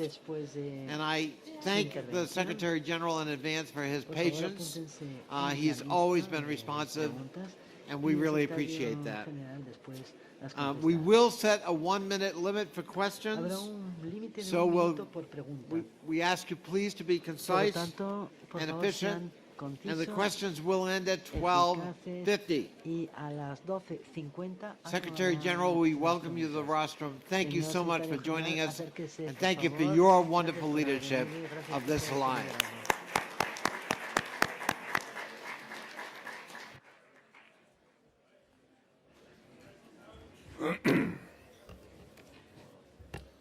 So, good morning, President Connolly, dear Jerry. It's great to see you again. Thank you for the warm welcome. And President Gill and President Batet, thank you for hosting all of us here today. And good morning, honorable members of the NATO Parliamentary Assembly and their friends and colleagues. I think I have to wait until it's quiet in the audience. I would ask people please to take their seats and ancillary conversations out of the room. We want to make sure we have full attention to what the Secretary General wants to share with us, especially given events going on here in Europe. I thank you, Mr. Secretary General. It is always a pleasure to address this assembly, and it's always a pleasure to be back in Madrid.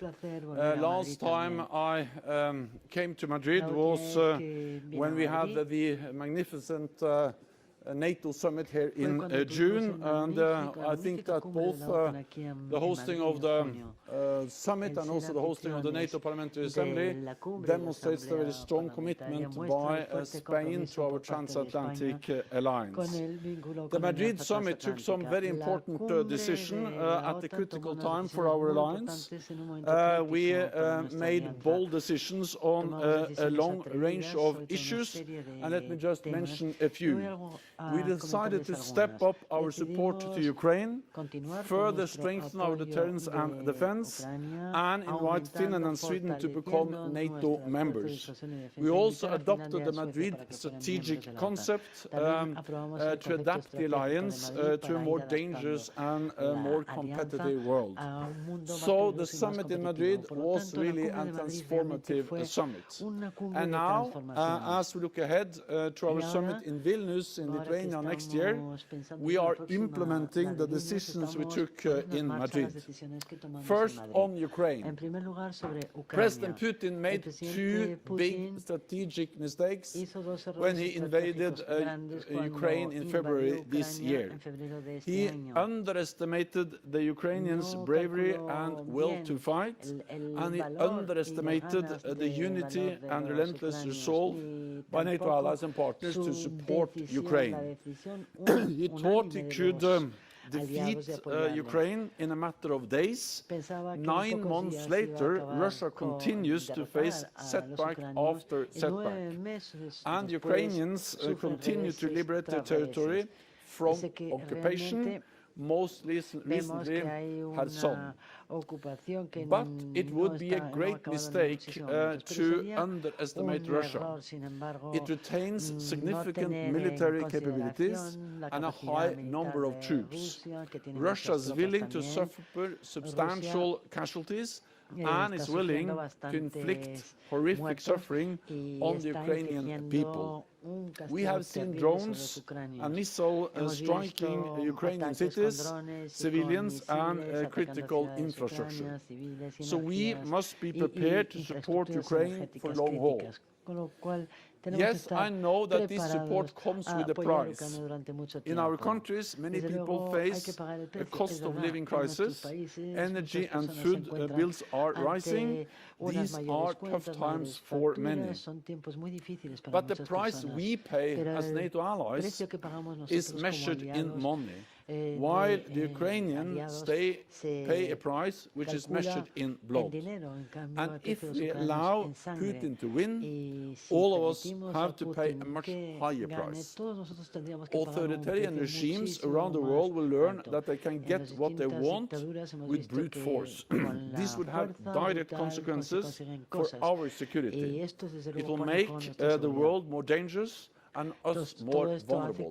That's the reason why we cannot allow President Putin to win in Ukraine. So we need to stay the course together. And I count on all of you as members of Parliament to keep making the case for supporting Ukraine. Second, deterrence and defense. We have been strengthening our defenses since 2014 in response to Russia's illegal annexation of Crimea. We have implemented the biggest reinforcement of collective defense since the end of the Cold War.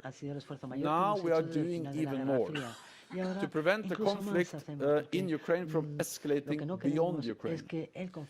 So we have doubled the number of battle groups in the eastern part of the alliance from 4 to 8, increased our ability to reinforce them up to brigade level, and we are putting more troops on higher readiness, so they can respond faster wherever and whenever needed.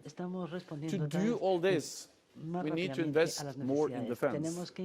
We have already made, as you know, many significant decisions, and we have made together a lot of progress. 2022 would be the 8th consecutive year of increased defense spending across Europe and Canada.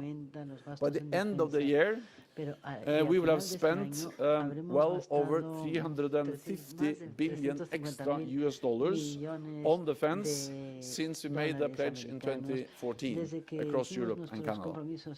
At the summit in Vilnius, defense investment will be an important topic, and I expect allies to continue making progress, including with commitments beyond 2024, because 2% of GDP on defense should be considered a floor, not a ceiling for our defense investments. Here again, I continue to count on your support. Third, resilience. One of the main messages in the Madrid strategic concept is the link between strong defenses and strong societies. The war in Ukraine has exposed some key vulnerabilities. For too long, we have been dependent on Russian oil and gas to heat our homes and fly our jets. And we have seen how Russia has weaponized energy and tried to use it to blackmail us and to prevent us from supporting Ukraine. But Putin has not succeeded. Allies are now diversifying their supplies. We are moving away from fossil energies and investing in renewable sources. This is good for our security and it's good for the climate.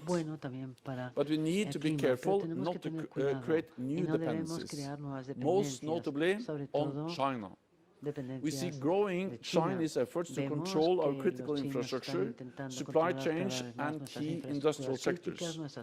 Chinese rare earth minerals are present everywhere, including in our phones, our cars, and our military equipment. We cannot give authoritarian regimes any chance to exploit our vulnerabilities and undermine us. For this, it is essential that we boost the resilience of our societies and our infrastructure. Resilience is a collective effort, and I count on you all to play your part here too. Finally, Finland and Sweden. In Madrid, all allies made the historic decision to invite these two countries to join NATO.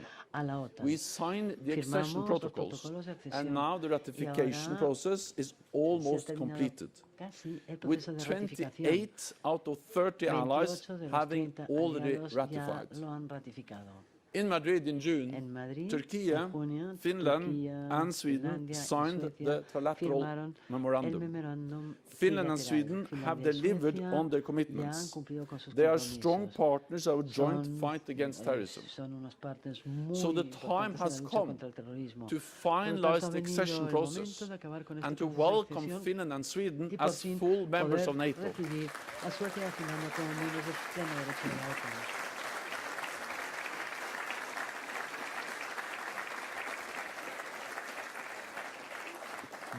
This will make our alliance stronger and our people safer. We must also step up our cooperation with our partners near and far, with those most affected by Russian aggression and coercion, like the Republic of Moldova, Georgia and Bosnia-Herzegovina, and with all like-minded countries around the world, from Latin America to the Middle East and North Africa to the Indo-Pacific region. We share security interests and face the same challenges. We can and should tackle them together to defend freedom against oppression, democracy against tyranny, and to uphold the international rules-based institutions that benefit all of us. So, President Connolly, dear Jerry, I know these values are dear to you. NATO is dear to you. And as President of the NATO Parliamentary Assembly, over the past 2 years, you have done an extraordinary job to make the transatlantic bond and NATO even stronger. You and I, we have worked together, and I have enjoyed our excellent relationship. I thank you for your remarkable leadership of this Assembly, and I look forward to working with your successor, Senator Gaziamayam, to prepare for the Vilnius Summit next July. So thank you so much for excellent cooperation.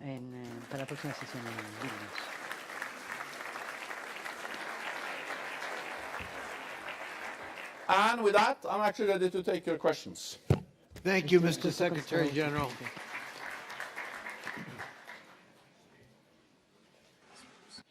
Great job.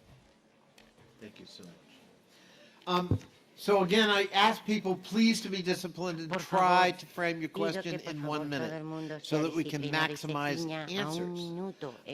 We're going to do, as we usually do, take 3 questions, three in a row so the Secretary General can try to answer them also efficiently. So the first three questions are Zaida Cantero of Spain, Yehor Chenyev of Ukraine, and Julie Jeshowitz of Canada. Zaida, you go first. Zaida, en primer lugar. Thank you very much, Yuri. I speak Spanish.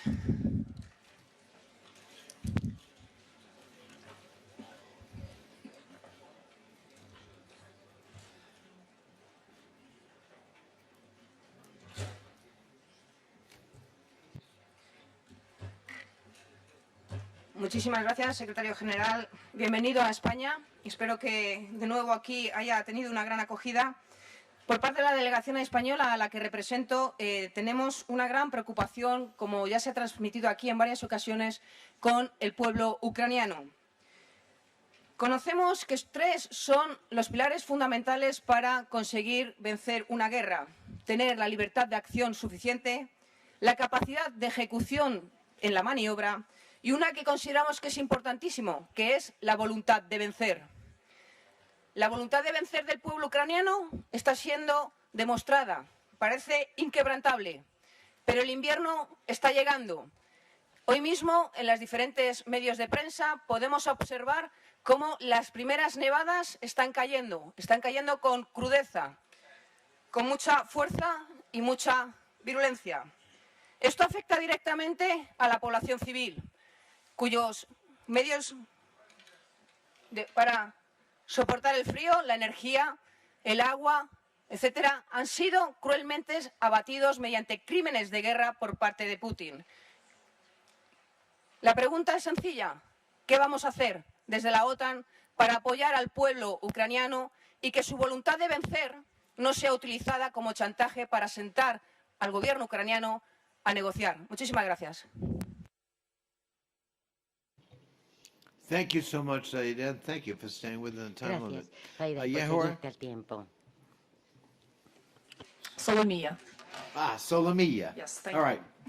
Mr. Secretary General, there's a question from Ukraine, I see. Señor Solomilla, una pregunta de Ucrania. The very simple and clear question Una and message. pregunta muy Don't you think clara, that's the un high mensaje time muy to claro. ¿No cree denounce que ha the llegado founding la act hora on mutual de relations, cooperation and security between NATO and the Russian de que el Federation, acta which was fundacional signed in Paris once in Rusia 1997?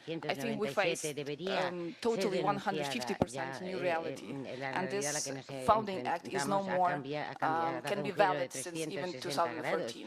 y How we will face no the es new Russia, how aplicable NATO will face ese the new acta Russia nacional de after cooperación, finally cómo se va a it will be enfrentar defeated. la Thank you. OTAN a la nueva Rusia Thank después you, de todo Solomia. esto. And Gracias, finally, Solomilla. for this Y set, por Julie. último, para este conjunto, Thank you so Julie. much, Mr. Gracias, President. señor And presidente. Secretary General, Y I want to secretario say a general, huge thanks to quiero you for your expresarle un enorme extraordinary agradecimiento leadership por su during magnífico these liderazgo unprecedented en and troubling estos times. tiempos tan difíciles y sin It precedentes. was our honor Ha sido un to honor welcome you to darle la visit the Canadian bienvenida Arctic a earlier this year. visitar It's the el first Ártico time a Secretary canadiense. General of Este NATO año ha has sido la ever primera done vez que un so. secretario de la Can you general de la speak OTAN lo to ha hecho? the next steps Y for quisiera NATO in strengthening preguntarle cuáles van a ser Euro-Atlantic los security siguientes in the pasos de Arctic? la OTAN And the para second reforzar question la I'd seguridad like to ask is, atlántica en the el Ártico. warfare of the Y mi 21st segunda century is pregunta, increasingly la guerra del siglo very XXI different than the past, es muy with diferente de the la del increase in the pasado, acceleration of con cyber attacks, cada vez más interference ciberataques in our elections and y democracy, con también misinformation, que disinformation, se and foreign inmiscuyen con actors in our country desinformación, con informaciones falsas threatening en our nuestras citizens on elecciones our own soil. y So I'm talking about atacan a nuestros propios these ciudadanos en Chinese su police propia that's tierra. setting themselves Hablo up de in estas countries like the UK and estos Canada chinos and que se están others. estableciendo What are your en thoughts on how países como el Reino prepared NATO Unido, is etcétera. to Y address cómo this está de new preparada warfare? la Thank OTAN you. para Thank you, enfrentarse Julie. a esta nueva guerra. Gracias, Mr. Secretary Julie. General. Señor secretario general. Thank you so much. First to the question from Spain about the situation in Ukraine and also the possibility for negotiations. So first of all, the only answer to your concerns is to ensure that NATO allies are stepping up and providing more support. Because yes, you have absolutely right, winter is coming and Russia continues to attack, to use drones and missiles to attack critical infrastructure, and we should not underestimate underestimate the capabilities of Russia also to continue the war.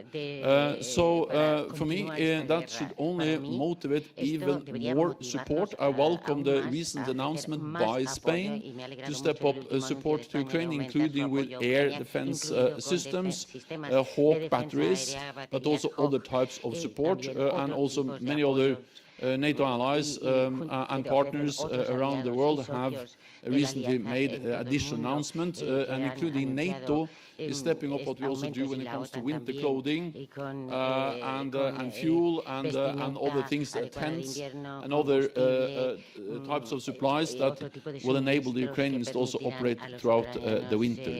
Then on negotiations, of course, we all want this war to end, but we need to remember what this is. This is a war of aggression, where one country, Russia, has invaded a neighbor, Ukraine. And therefore, it matters how those negotiations are conducted, and we need to realize that this war most likely will end at some stage at the negotiating table. But we also know that the outcome of those negotiations are totally dependent on the strength on the battlefield. So if we want an outcome which is acceptable for Ukraine, an outcome that ensures that Ukraine can prevail as a sovereign, independent, democratic nation in Europe, the best way of achieving that is to provide military support to Ukraine. So if we want an acceptable, peaceful, political solution, we need to provide military support to Ukraine. Because as we all know, if President Putin stops fighting, then we will have peace. If President Zelensky and Ukrainians stop fighting, then Ukraine will cease to exist as an independent democratic nation in Europe. So yes, we want negotiations, but we also want an outcome that ensures a sovereign, independent Ukraine and ensures that a brutal use of force is not awarded. Then the question from Ukraine. We have to understand what has happened. It is correct that for many years NATO strived for a better and constructive relationship with Russia. Russia Council, the Founding Act, and in the strategic concept we agreed in Lisbon in 2010, was the strategic concept that was actually valid until Madrid, June this year. We refer to Russia as a strategic partner. That has totally changed. In the strategic concept we agreed in Madrid in June, we refer to Russia not as a strategic partner, but we refer to Russia as the most imminent threat against NATO allies. And that's also the reason why we have invested so much in our collective defense and why NATO allies have provided unprecedented military support to Ukraine. Russia has walked away from the initiatives, the structures that we established to develop a more constructive relationship with Russia and to have a meaningful dialogue with Russia. So as long as Russia continues to behave in the way they behave now, and especially against Ukraine, there is no way we can have a meaningful dialogue with Russia. Then on Canada, yes, you are right. I had the privilege, the honor of being the first Secretary General of NATO visiting the Canadian High North. That was, for me, an important visit because I was able to see firsthand how the High North is important, of course, for Canada and North America, but also for the whole alliance. The shortest way for Russian missiles to hit the North American continent is not over the Atlantic, but it's over the North Pole, over the High North. So the cooperation between North America, or between the United States and Canada, NORAD up in the High North, where I was able to see some of the sites, is critical for the defense of North America and therefore also for the whole NATO alliance. The High North has become more and more important, partly because Russia has significantly increased their military presence, reopened old Soviet-era bases, infrastructure, deployed more submarines, more advanced nuclear weapons, and also because we know that the high north, the North Atlantic, that is about the vital link between North America and Europe, and NATO is about that link. So to protect the high north, to have presence in the high north, is absolutely essential for the whole alliance. The last thing I will say is that NATO, of course, is present in the high north. Seven out of 8 Arctic countries, of the 8 members of the North Atlantic, of the Arctic Council, are NATO members or soon to become NATO members, Finland and Sweden. So NATO is also, of course, an Arctic alliance. You had one more question. That was China. Well, as I said, resilience, the protection of our societies, our infrastructure is now very high on the NATO agenda. And again, the Madrid summit reflects a huge change in the previous strategic concept. China was not mentioned with a single word. In the current strategic concept, the challenges that China poses to our security, to our values, to our interests, is addressed. And part of that also is to be aware of how China is coming closer and trying also to control critical parts of our societies. Thank you, Mr. Secretary General. The next 3 questions are Mike Turner from the United States, Osman Bak from Turkey, and Mimi Kadeli from Albania. Mike. Thank you, Mr. President. Mr. Secretary General, thank you. You have been a strong, unwavering, and unambiguous voice on the issue of Ukraine. I appreciate the fact that you have been that international strength. My question to you is about the strategic concept. In addition to Russia's aggression against Ukraine, their nuclear blackmail, their threatening capitals of NATO nations, it needs to be, I think, an additional focus. On paragraph 21 in the strategic concept, missile defense is raised. As you know, NATO, unfortunately, and NATO allies individually, as a policy, have not aggressively pursued missile defense because they saw it as provocative. Now, obviously, it is almost defense malpractice not to pursue missile defense. Israel has proven that it is both cost-effective, works, and de-escalatory. I wondered if you talked for a minute about the need for NATO and NATO allies to pursue missile defense.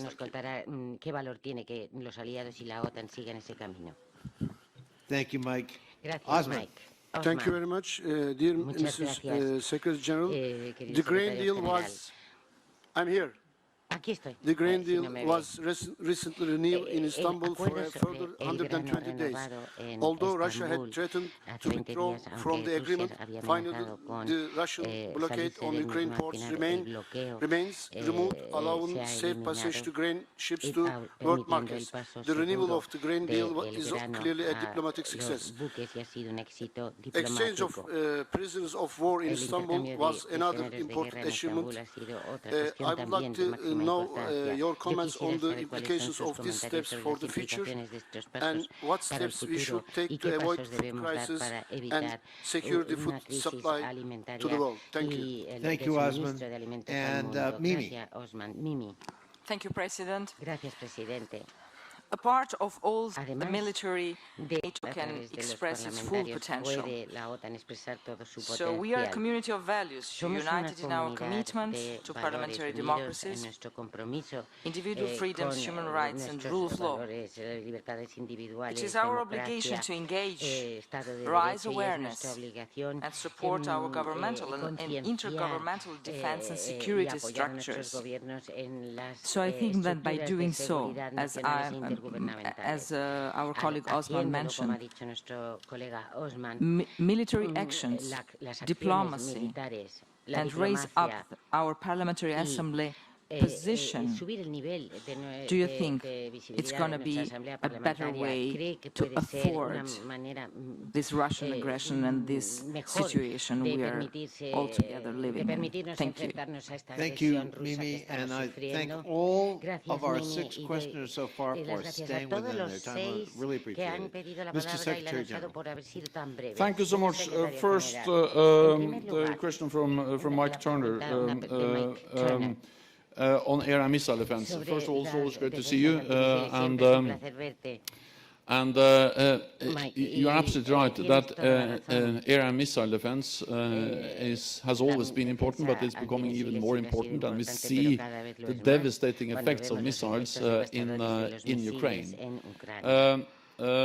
NATO has stepped up what we do on our integrated air and missile defense. Many of the systems are, both for cruise and for ballistic missiles, and we are investing more, and especially many of the fifth-generation aircrafts are extremely important as part of an integrated air and missile defense.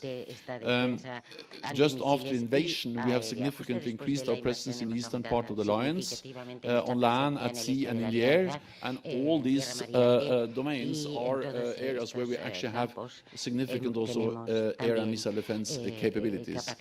Both our planes, but also our ships have air and missile capabilities, which are extremely valuable now. And we can quickly reinforce if needed with more planes and more ships in particular. And also here in Spain we have the Rota base, where the Aegis, US Aegis ships are based, and they're also, as you know, important for missile defense. So I take note of what you say. You are right. We need to do more, and we also need to discuss the design and how we integrate the different NATO capabilities to ensure that we get the maximum air and missile defense out of what we invest in our missile and air defense systems. Then Turkey, Osman, it's always great to see you. We met in Istanbul, but we also met here in Madrid at the summit, and you were in the room where we negotiated the agreement with Finland and Sweden. And you also know that when I visited Istanbul just a couple of weeks ago, I commended Turkey and President Erdogan for the grain deal, which Turkey facilitated, and that has proven extremely important, and also the extension of the grain deal. Actually, when I was in Istanbul, I saw the ships with grain passing through the Bosporus, and this is important for the food prices, especially for the poor countries of the world. So the grain deal has proven extremely important, and we must ensure that it continues. Also, the agreement to have exchange of prisoners of war is something that Turkey and President Erdogan facilitated, and of course also much welcomed by our allies. And you also know that my message when I was in Istanbul was exactly the same as my message here today, is that Finland and Sweden have delivered on the trilateral memorandum, so the time has come to finalize the ratification process, and I will continue to convey this message, as I also continue to convey to Finland and Sweden that of course they have to engage in a long-term partnership with NATO in general, and with Turkey in particular on the fight against terrorism. They've also welcomed the permanent mechanism that has been established as part of the memorandum, to ensure that, in particular, Finland and Sweden continues to work closely with Turkey also in the future to fight terrorism, because you know that no other NATO ally has suffered more terrorist attacks than Turkey, and we saw the brutal terrorist attack in Istanbul just a few days ago, a stark reminder of the brutality of terrorism and the casualties that inflicts on allies, but in particular Turkey. Then Albania. Mimi. No, I think you're absolutely right that values are, of course, the core of this alliance, and we should never forget that. Let me also add that I think also parliamentarians, and you as NATO parliamentarians and parliaments in general, they are extremely important now, because we need to ensure that when NATO governments are ready to continue to provide support to Ukraine, that they have the support from the parliamentarians and from their voters. There's no way we can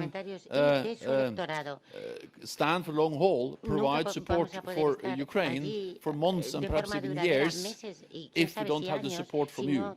So you actually play extremely critical role in ensuring the support from parliaments and from the voters for sustained support from NATO allies to Ukraine. Thank you, Mr. Secretary General. Our next three questioners are Anne Janete of France, Luca Frusone of Italy, and Salima Belhaj of Netherlands. And Salima, I want to thank you for a wonderful gift of tulip bulbs from Holland, which I will plant this spring. Thank you so much.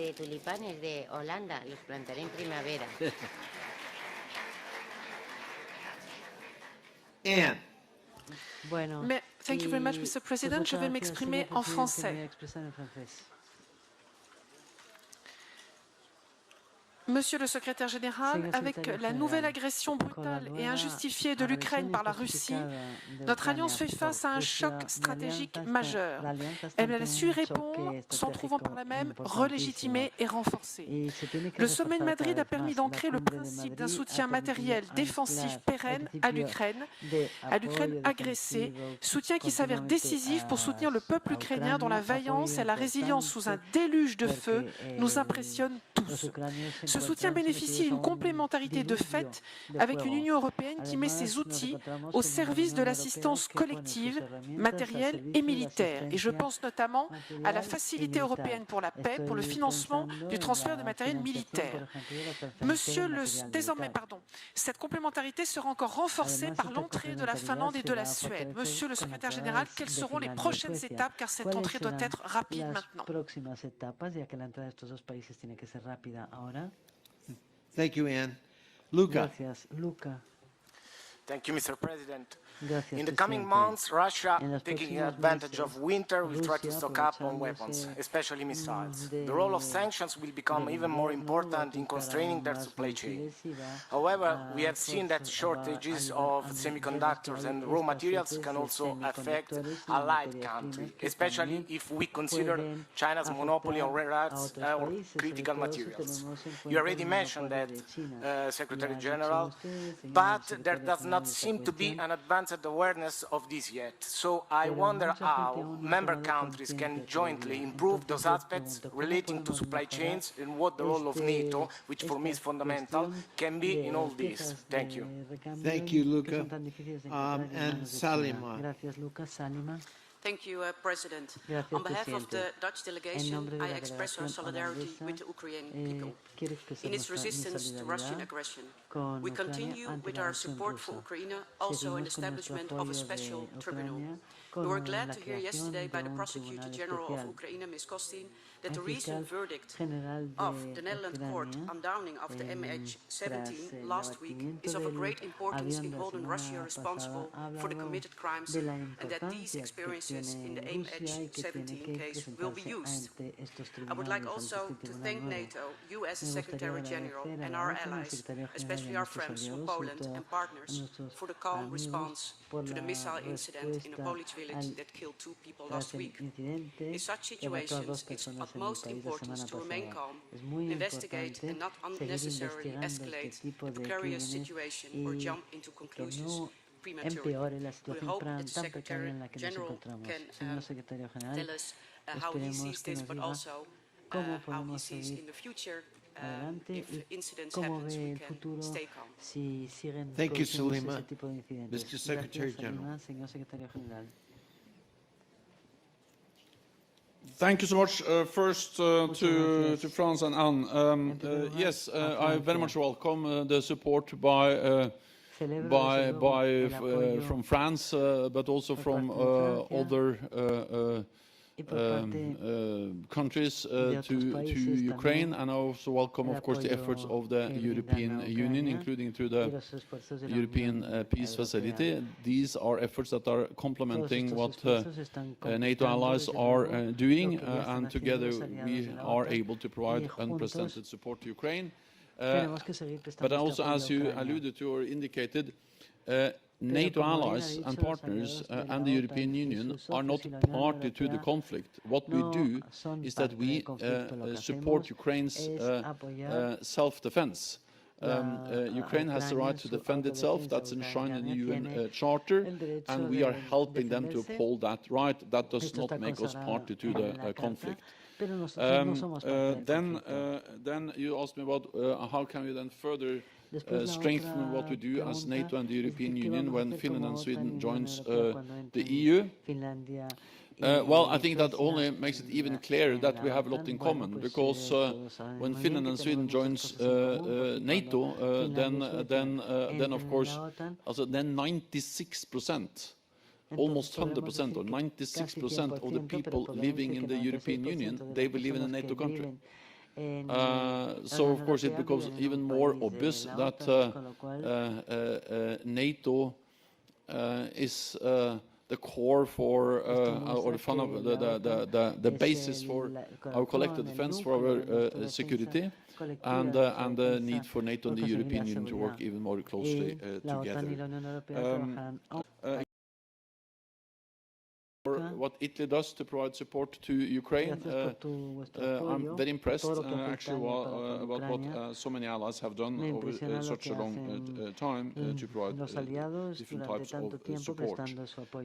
But you asked me about the critical components, the risk of having not safe or not stable and not reliable supply lines or chains of supply, and that's exactly what we now are addressing at NATO, because we have seen so clearly that we cannot be dependent on or too dependent on authoritarian regimes when it comes to critical commodities, critical components.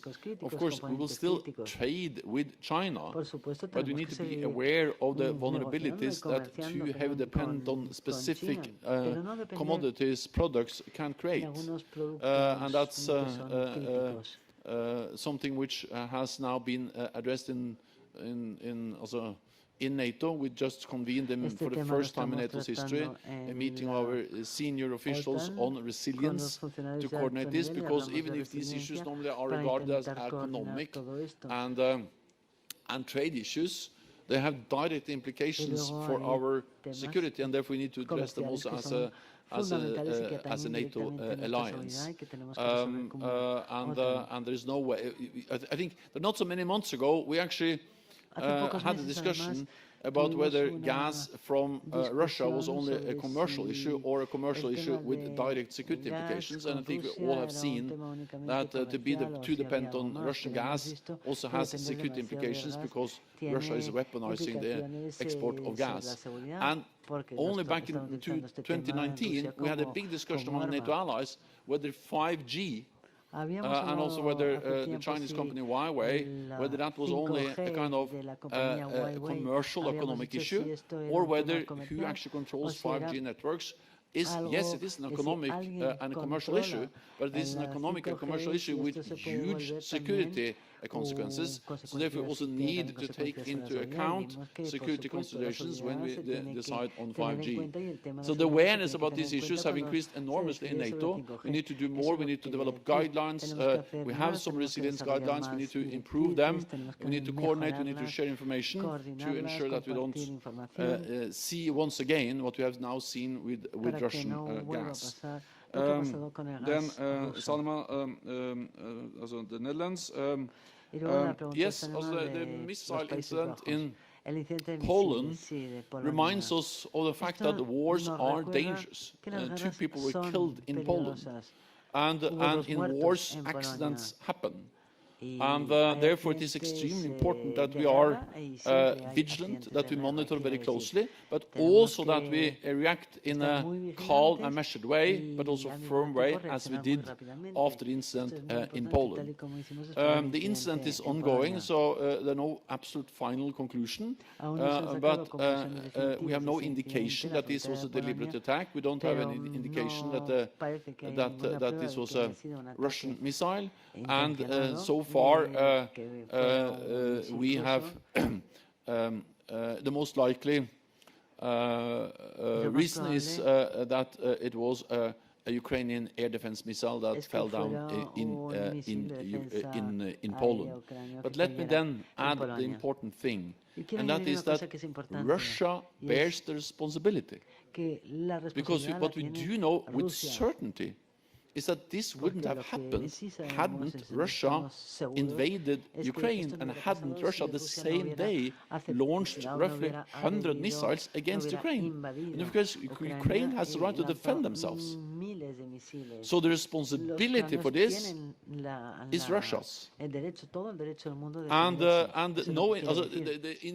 we welcome and we welcome the fact that Poland and Ukraine are now working together on the investigation. That's fine. It's important.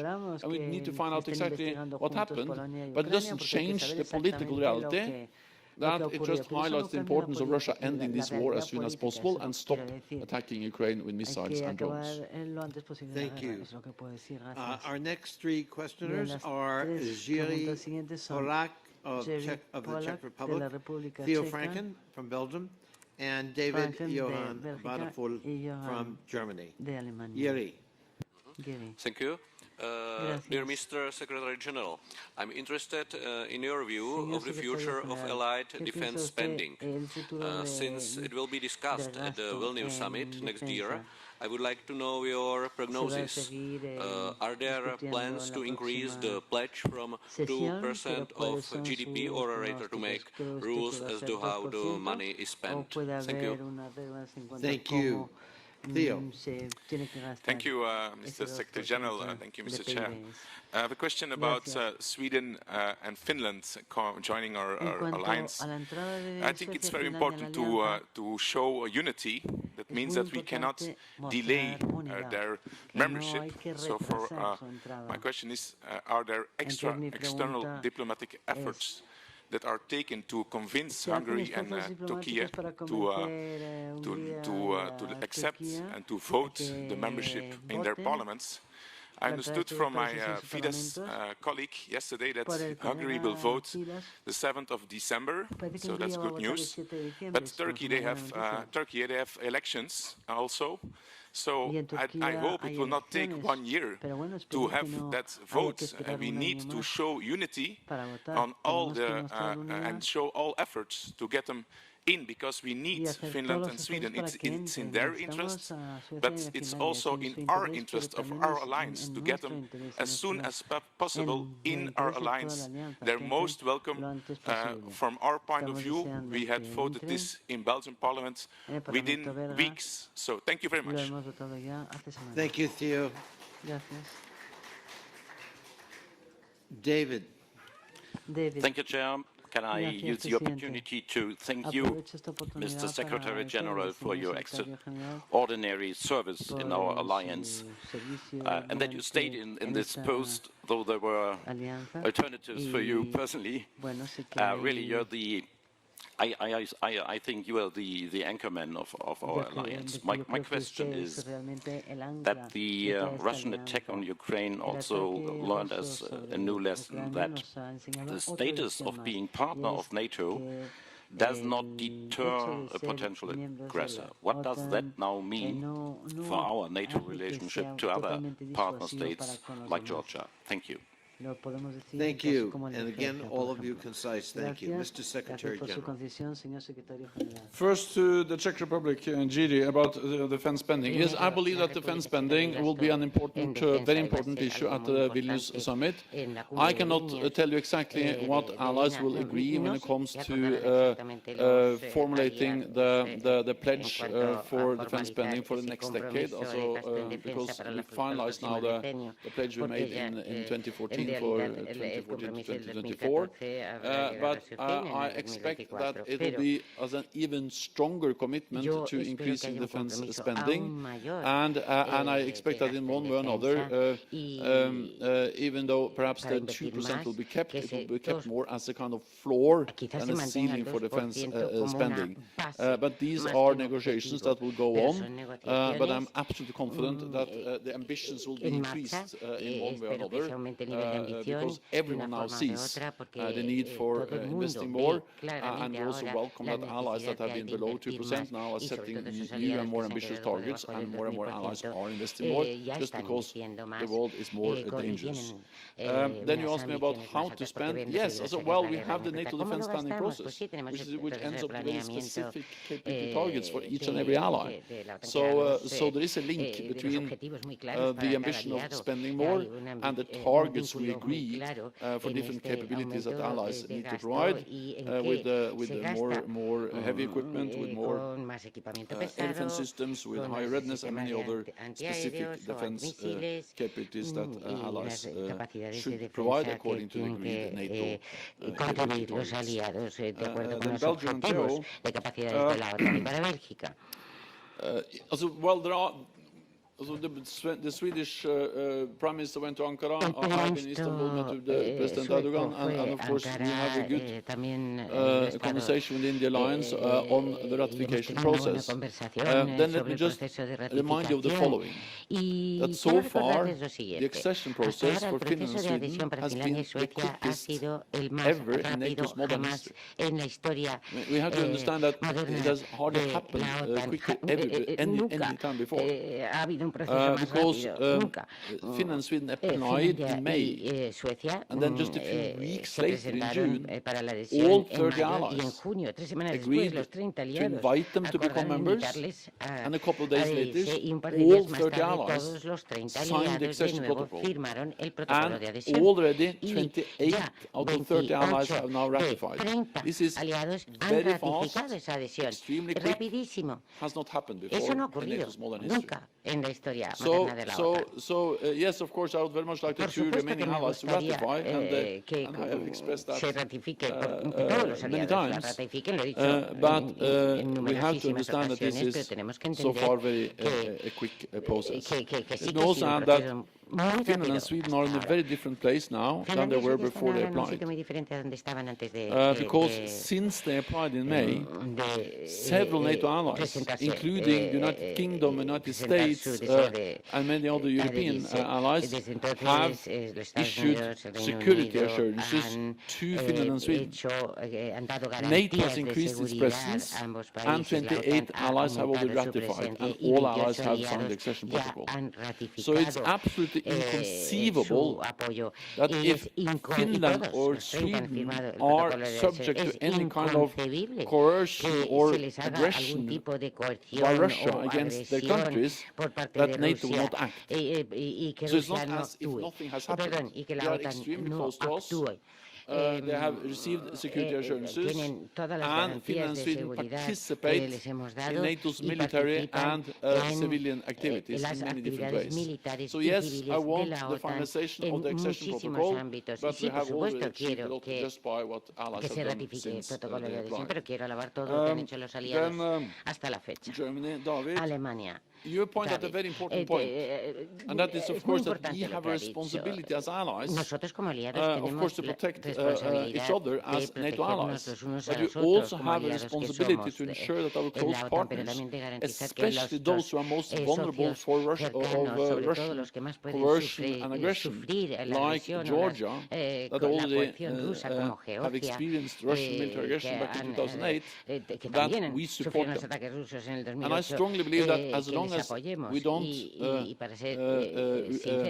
achieve, we are not able to get full membership for these countries, then we should at least provide them with significant support. If there's any lesson from Ukraine, is that we should have supported Ukraine even more, even earlier. I would like to praise those allies that actually helped and supported Ukraine since 2014. NATO provided some support, some capacity building, some training, but we could have done more before the invasion. That's exactly the same with Georgia and other countries that are our close partners. But I remember, for instance, I went to Yavoriv, which is a training site in West Ukraine, not so far from Lviv, And there I saw back in 2015, United States, Canada, but also United Kingdom providing extensive training to Ukrainian forces. And of course, this training has been extremely important now after invasion. So if anything, we need more support for Georgia, more support for Moldova, more support for other partners at risk. Now, that's the lesson learned from Ukraine. And you have to help me because then we need money from your parliaments. Hace falta dinero de sus parlamentos. Muchas gracias, señor secretario general. Our next three questioners are Helleland from Norway, Helleland de Noruega, Martes Tonen de Eslovenia y Najal Fridbeck de Islandia. Thank you, Mr. Gracias, President.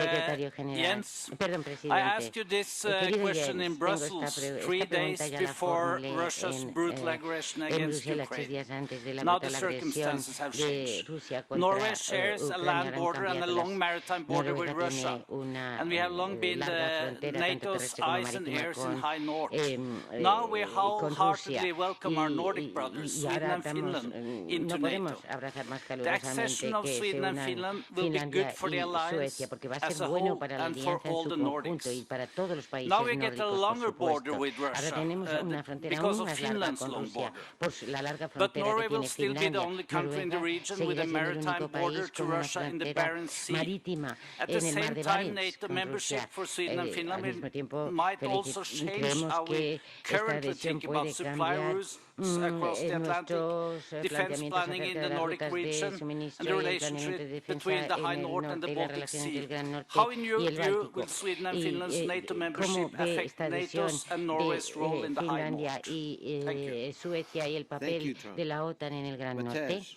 Matés.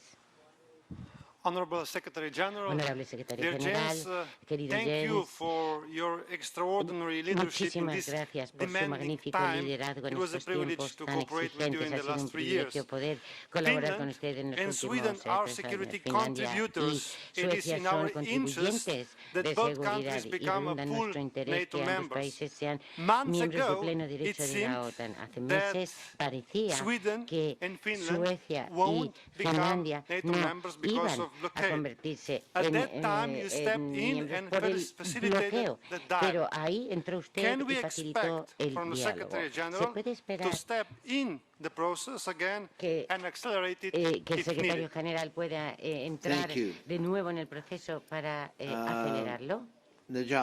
Nayal. Yes, thank you, President Connolly. Gracias, Mr. presidente Secretary Connolly, General. secretario general. We are all aware that Todos the somos Arctic is becoming conscientes increasingly de que el important Ártico es cada in vez más strategic security importante and economic en dimensions. términos estratégicos Russia's y económicos. invasion of Ukraine Desde la ends invasión a rusa post-Cold de War Ucrania en era, low esta tension época and postguerra fría, Such events highlight how hard it is for states esto to monitor demuestra que los their estados own tienen que waters, controlar sus particularly propias in the High aguas, North. sobre todo With en el Finland Gran and Sweden Norte, con joining 7 Finlandia y out of Suecia 8 Arctic Council uniéndose states a la OTAN, will be 7 NATO de allies, cada which I believe will 8 directly affect Russia's países calculus del and Consejo possible responses Ártico in the serán region. miembros de la OTAN y While our common la goal OTAN is tendrá stability and que adaptarse. cooperation in the Tenemos un Arctic, objetivo we must consider común the de possibility of estabilidad y Russia cooperación en el Ártico, deciding pero to tenemos que employ a considerar more que Rusia confrontational quiere utilizar una posture fuerza in más the region, as confrontacional well as in the Baltic. en la Can you elaborate región, on como that en Bosnia. possibility ¿Podría and usted NATO's ahondar role en esa in posibilidad that y en el region? papel de And la finally, OTAN en esa it goes misión? without saying Y that Iceland huelga strongly decir que supports Islandia Finland and apoya Sweden's imminent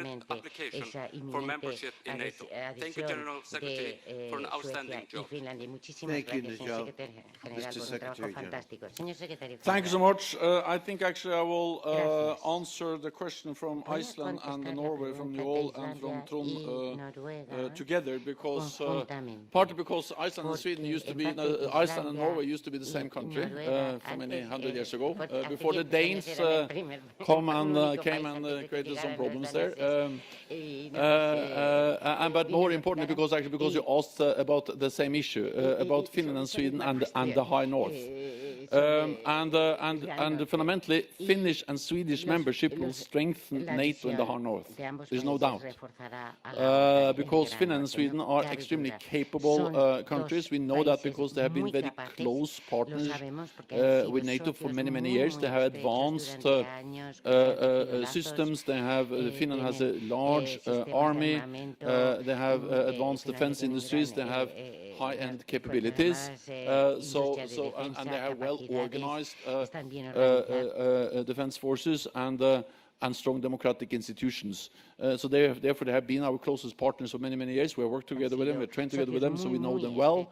And therefore, it's no doubt that they will strengthen NATO throughout the alliance, but of course, particularly in the north, because of the geographic location in the north. This will also help us to both increase our presence in the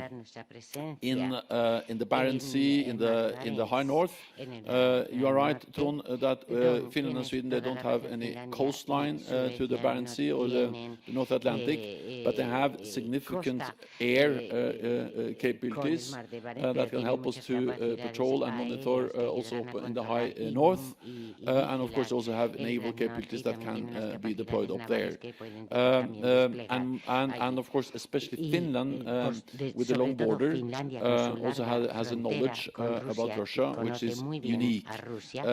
When Finland joins the alliance, NATO's border with Russia will more than double. So the Finnish border with Russia is longer than the total existing NATO-Russia border. So all of this will, of course, enhance our ability, both to deal with the challenges in the High North, but also in the Baltic. Because again, if you just look at the map, we have always been concerned about our ability to reinforce the Baltic, and we have the Suwalki gap. With Finland and Sweden in the alliance, it will change very much the geography when it comes to NATO's presence in the Baltic.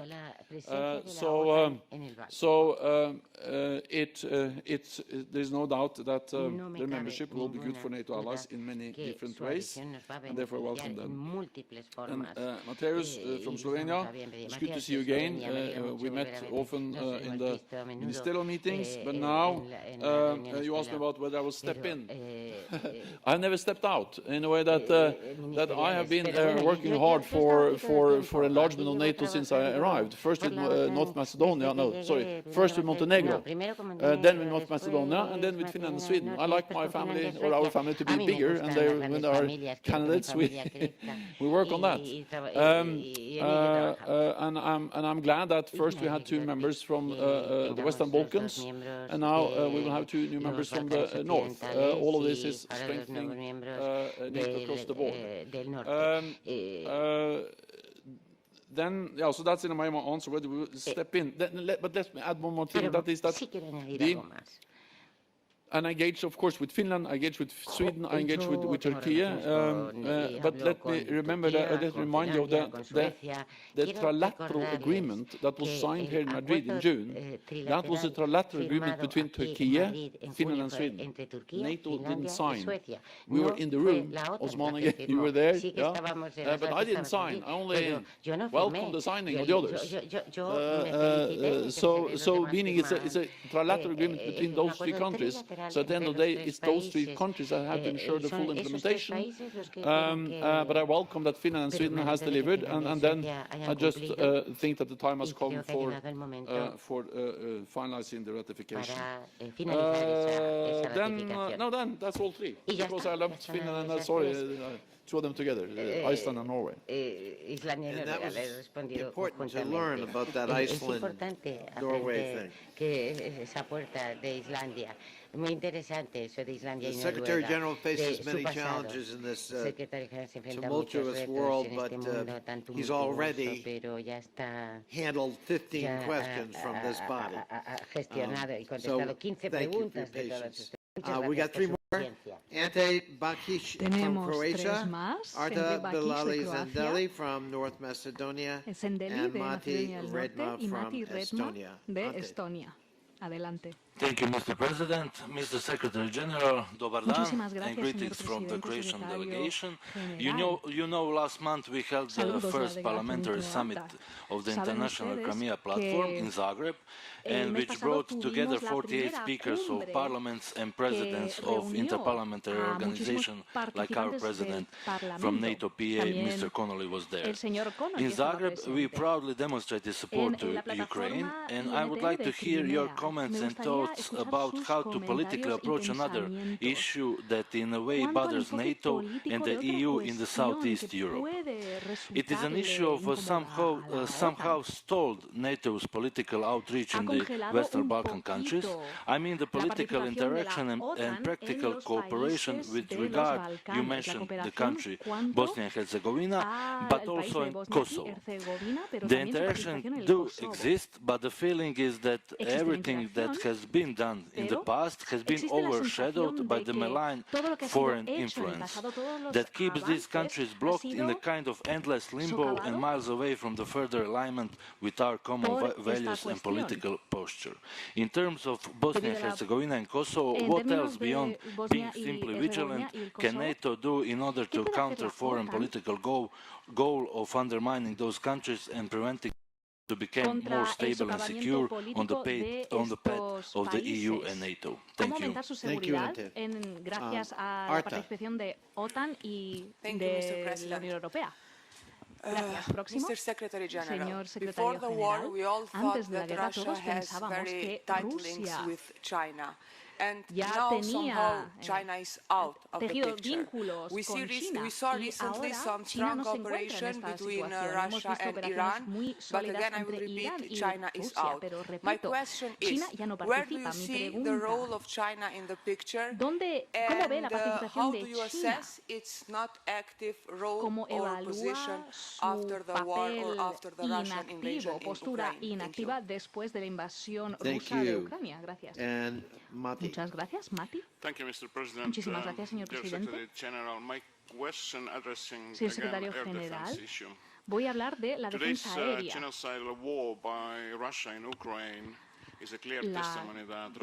guerra genocida de Rusia en Ucrania es una clara prueba de que Rusia infringe todas las leyes internacionales. Llamo y alento a todos los miembros de la OTAN a apoyar a Ucrania con aún más fuerza. De eso depende nuestro futuro. Con este nuevo panorama viene la necesidad de asegurar las capacidades de defensa aéreas y territoriales de la OTAN, particularmente en términos del flanco oriental. Existe la necesidad de más planes de acción cuanto a la fuerza. ¿Puede usted compartir su opinión cuanto a esta cuestión? Muchísimas gracias. Thank you so much. First to Ante and Croatia on the Kosovo and Bosnia. As you know, the Western Balkans matters for NATO. We have a long history there. We helped to end the two brutal wars, first in Bosnia and later on in Kosovo, Serbia. And we also helped to stabilize North Macedonia almost 20 years ago. And we still have a presence. We have our headquarters in Sarajevo, we have the office in Belgrade, and of course we have the KFOR forces in Kosovo, and we also have now several members in the region, full-fledged NATO allies. I mentioned North Macedonia and Montenegro as two of our newest members. All of this makes the Western Balkans an important region for NATO. In Kosovo, while we continue our presence, we support by our military presence the EU-led efforts for a diplomatic solution. We support the Belgrade-Pristina dialogue, and I think it demonstrates actually how well NATO and the European Union can work together, complementing each other with the NATO forces supporting the EU diplomatic efforts in Kosovo. We also work closely with EU in Bosnia and Herzegovina, and at the Madrid summit we decided to step up political and practical support for our partners in the Western Balkans, including Bosnia and Herzegovina, and to help them to resist malign influence from Russia.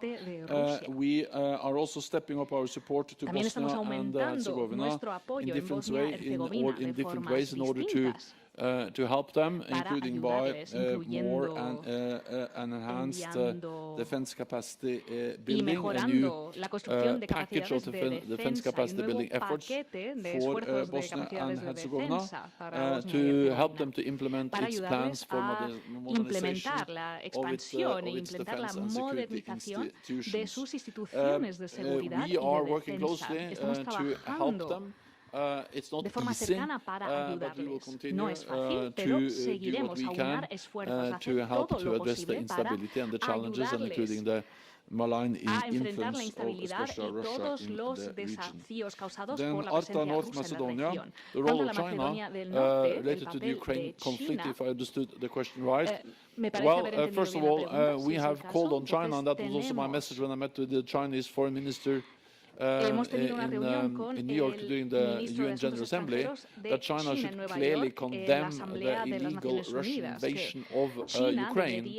They have not voted in favor of the different UN resolutions doing so, but we call on them to do that. Also, of course, we regret that just days before the invasion, Russia and China signed the joint declaration, or President Putin and President Xi signed this joint declaration where they stated that the partnership with Russia and China, between Russia and China, is without limits. Having said that, of course, we also welcome that China at least so far has not provided any military support to Ukraine. This is important. No one should support Ukraine, Russia, in the efforts to occupy Ukraine. No one should provide support to Russia's illegal invasion of Ukraine, and that has also been a clear message from NATO allies to China. Then, Matti from Estonia on air defenses. Well, air defenses is extremely important, but I think sometimes we need to realize that air defenses is partly land-based systems, like the Patriot batteries or the SAM-T batteries and these land-based systems, or the NASAMS, which I've seen very effective in Ukraine. But air defense systems are also very often based on ships, and they are extremely capable and very mobile. Son muy poderosos, son sistemas móviles y, por supuesto, los aviones. Our jet fighters are also Nuestros aviones de part of combate our air también defense systems, son una partly parte with the muy sensors, but also importante de las defensas aéreas, their incluyendo sus capability to sensores y intercept también incoming la missiles capacidad de interceptar misiles del lado or enemigo other types of air y attacks. otros tipos de ataques aéreos. The fact that we have significantly increased our presence both on land but also at sea and in the air in the Baltic region and in the east, and that we can very quickly reinforce if needed. Lo hemos reforzado recently en el área de los Balcanes. The USS George H.W. Bush, the aircraft carrier, it was based in the Adriatic Sea, but those capabilities on that aircraft carrier, supported by ships from Italy, from Turkey, from many other NATO allies, they represented huge capability also when it comes to air defense. So, yes, we need to do more on air defense, but we should not underestimate the capabilities we already have in place, and also be reinforced with air and naval assets quickly if needed. Con activos terrestres y aéreos cuando posible. Muchísimas gracias. Okay. All right. So our next three are Zsolt Nemeth from Hungary, Anna Maria Katada from Romania, and Raymond Bergmanis from Latvia. Y el señor Birmanes de Letonia. Thank you very much, President. Muchísimas gracias, señor I am presidente. right to you, Secretary General. Le debo agradecer, señor presidente. I would like to greet you in the name of the Me Hungarian gustaría delegation saludarle en nombre de la and delegación express our húngara y gratitude expresar nuestro for profundo your agradecimiento work and for your por su presence trabajo here. y por su presencia aquí. I think you have been instrumental in Ha sido maintaining usted the instrumental unity para of the alliance el in the mantenimiento past de la period, unidad de la and I would like alianza to en este congratulate último you on that. periodo.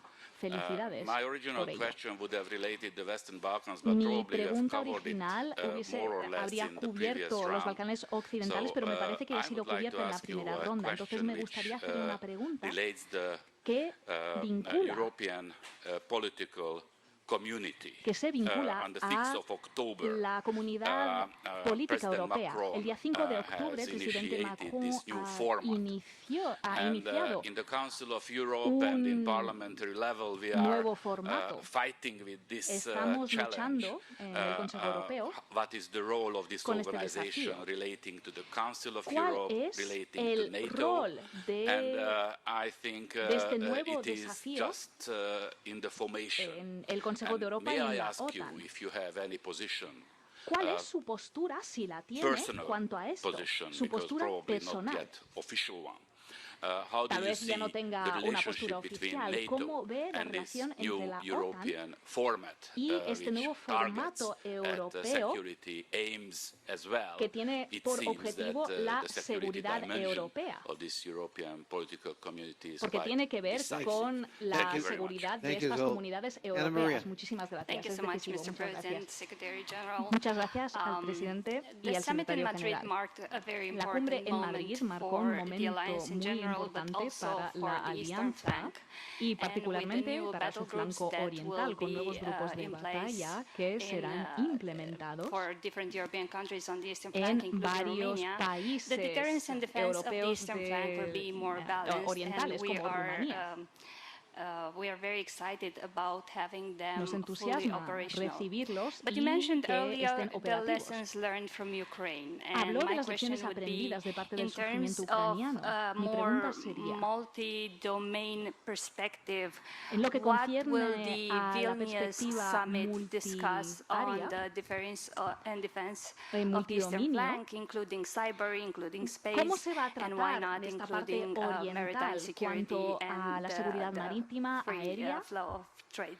Thank you y so el much. flujo Thank you. libre de comercio? Raymond. Muchísimas gracias. Muchísimas gracias. Secretary General, I'm not Secretario going to General, repeat what Russia did No and continue to repetiré do lo in que Ukraine, but my question is hizo about Rusia, lo que continúa a security hacer of en Russia's Ucrania. neighbors, Voy namely a the preguntar Baltic sobre states. la seguridad de los estados Taking bálticos, los into vecinos consideration that one of the major considerando subjects que for uno de our los temas NATO PA, principales Defense and Security Committee for next year nuestra will Asamblea be evolving Parlamentaria de Baltic la Sea OTAN security. Could you elaborate en la próxima on cumbre how tiene the que ver NATO muchísimo con started la to work seguridad. on the new ¿Puede plans usted for security elaborar, of the Baltic states puede and after aportarnos más full información accession sobre of el Sweden plan and para Finland la about plans for seguridad de security los of the países whole Baltic bálticos? Sea region? ¿Puede We usted hope hablar de la and we seguridad would like to del believe mar that Báltico en both our general? colleagues, Nos Sweden gustaría and Finland, pensar que will be Suecia able y to Finlandia participate serán in the capaces next de NATO summit participar en la as próxima cumbre full-fledged de la members. By the OTAN way, como miembros de next pleno summit will derecho. be held Y again in the Baltics, de nuevo this tendremos time la in cumbre Vilnius. en Thank you. Vilnius, en un país Thank báltico. you, Muchísimas Mr. gracias. Secretary General. Muchísimas gracias. Thank you so Secretario much. General, muchísimas First, gracias. the question from Salt Hungary on Empezaré con the la pregunta de European nuestro political colega community. húngaro Well, also, cuanto a la comunidad NATO allies europea and y also la non-allies OTAN. that were present there, of course, they supuesto, meet in different formats and in different organizations que and varios institutions. de nuestros And I think, in aliados se general, it's good reúnen that en varias that instituciones, en allies varios marcos, and close partners in Europe meet in Tenemos different socios ways. muy próximos en Europa y nos As reunimos long con as ellos we en- all de are aware diferentes of maneras. that the Lo bedrock for our importante security es remains estar NATO, consciente de que los because the cimientos bedrock for para our nuestra security is seguridad transatlantic, son la OTAN. and there is no way that can be replaced. La OTAN no se puede As I said many Tenemos que times estar before, conscientes de I ello. welcome Como he repetido European efforts on sendas defense. veces, and I welcome EU efforts on defense, on providing more capabilities, PESCO to address the fragmentation of the European defense industry, or the European Defence Fund, and many other efforts. That's very important and something I welcome. And of course, any meaningful strengthening of European defences requires more defence spending, and NATO has been calling for increased defence spending across Europe for years, and now that's happening, and that's a good thing. But this can only complement, not replace NATO. Because 2 world wars and the Cold War taught us that our security is totally dependent on the North Atlantic link, on the North Atlantic bond. Europe, North America, and Canada together. And I'm very different. I'm glad also that the message is that this is not any alternative to NATO. The aim is to complement and to strengthen what we do together. And I think also we have seen that in Ukraine.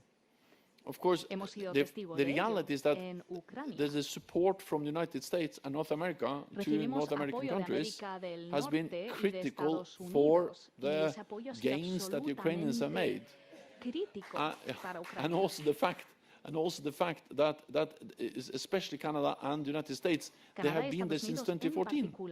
They have trained tens of thousands of Ukrainian soldiers. And then, of course, you have also allies that have supported Ukraine, especially since the invasion, but we need to do this as North America and Europe together. Then Anna Maria, Romania. Well, the multi-domain approach, of course, will be a part of what we address in Vilnius, as it has been actually for a long time. We have to remember that we are very much aware of that any military conflict in the future involving NATO allies, especially the large-scale conflict, will be multi-domain. It will not only be land or sea or air. It will be land, sea, air, and cyber, and space. And space and cyber is integrated in everything we do. Our land operations, our operations at sea and in the air are totally dependent on cyber, of course. And cyber and our communications and targeting and a lot of things that we do on land or on Earth is dependent on space capabilities, satellites, GPS, navigation. So there is no way to not be multi-domain. We have to be multi-domain in everything we do, and that's also reflected in our new plans and the decisions we have made, both on cyber and space, establish them as a new military domains alongside air, sea, and land. Then, Ramon, great to see you again. Latvia always, of course, focused on the Baltic region. Of course, when Finland and Sweden joins, we will also then adjust our defense plans and our defense planning processes to take that into account. And without going into details, partly because some of these plans are quite secret, it's everyone that looks at the map understands that it has a huge impact on our ability to protect and defend the Baltic region, and that increases our deterrence, and by doing so we are further reducing the risk on any attack on any NATO ally, because the purpose of NATO is not to actually the main purpose of NATO is to preserve peace, is to prevent an attack.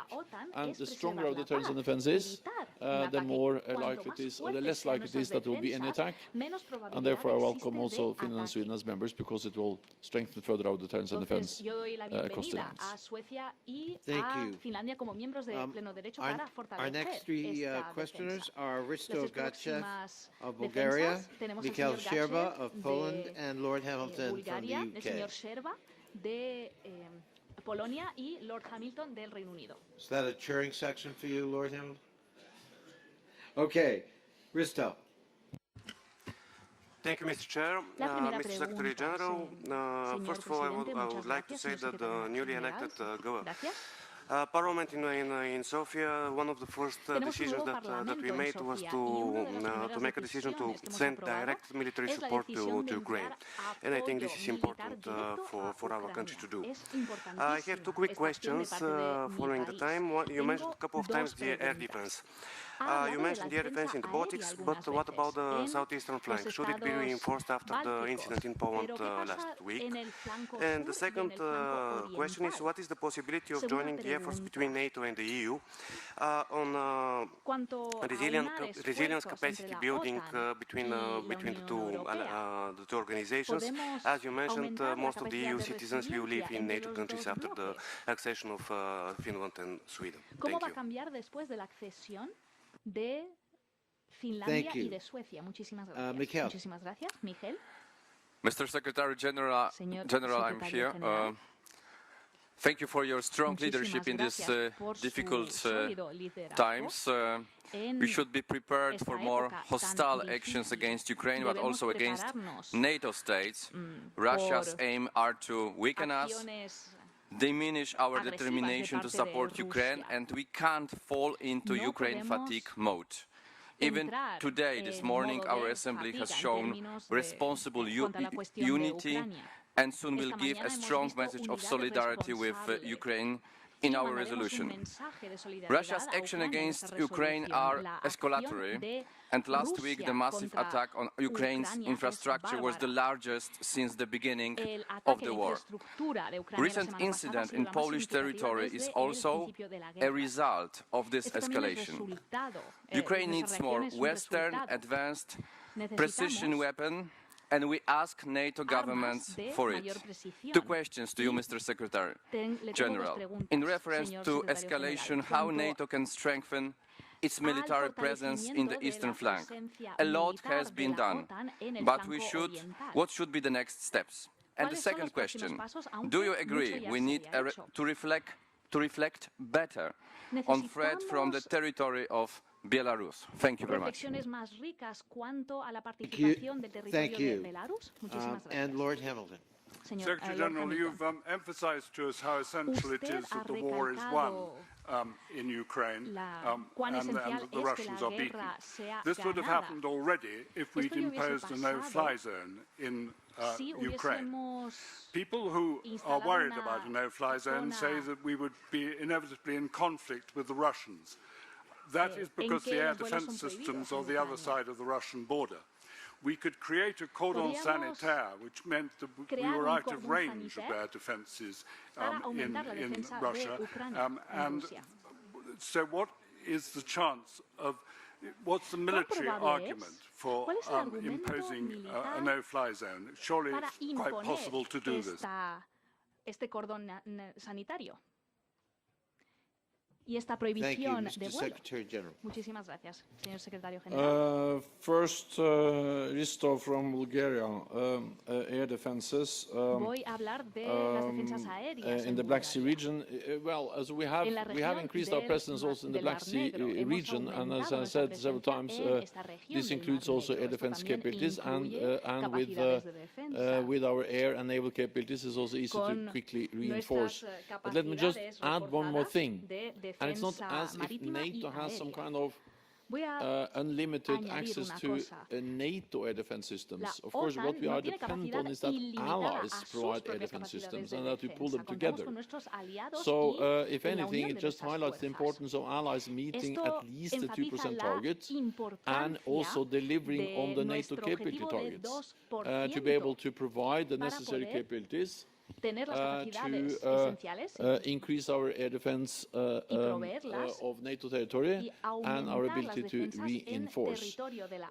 So this is what we do, but we are totally, as always, totally dependent on allies to deliver on what they have promised. Then you asked about NATO EU. I think I've already said some few words about that, but let me just add that. Again, especially with Finland and Sweden inside, 96% of the people living in the EU live in a NATO country. That makes it just even more important that we avoid duplication. That what the EU does is complementing NATO efforts. And of course, I'm personally a strong supporter of the EU. I've tried to convince the Norwegian people to join EU twice and lost twice. But I am arguing in favor of EU as I believe in the European Union as a concept, as an idea.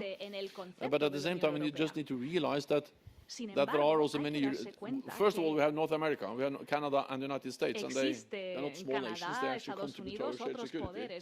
But second, we have also some Europeans who are outside the European Union. There is more Europe in NATO than there is Europe in EU. There are 450 million Europeans in the EU, and that's 600 million Europeans in NATO. So it's not. We need to ensure that we work together in NATO to address the security needs for all allies, inside or outside the EU.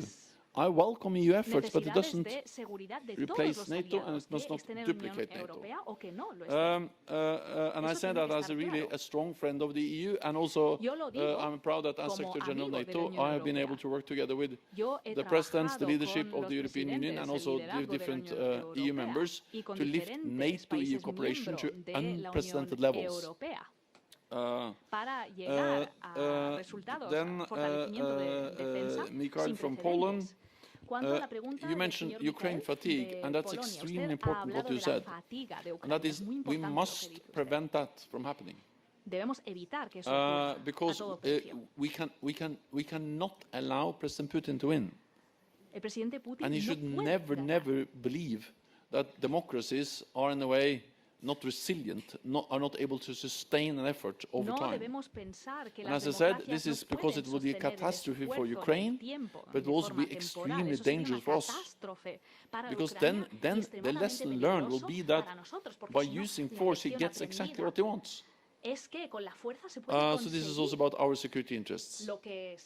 But to prevent any fatigue, to enable us to continue to support, at the end of the day, there's only one thing that depends on, and that is the support from our public. So we need the support, and you are closer to them than anyone else, because you are elected representatives from your different constituencies. So I do what I can. I travel around and argue in favor of support to Ukraine. But you need, and I know that you do that, but we need your support in the different member states, allies, to ensure that people understand why we need to pay a price to ensure freedom and democracy, and that is our interest. Then, sorry, you asked also about what we will do to further increase. So, first of all, we have doubled the number of battle groups from 4 to 8. We did that after we have done that over the last months. Second, what we agreed in Madrid is that we have to be able to scale these battle groups up to brigade size level. We will start to exercise and test that, and the way we do that is to have earmarked forces.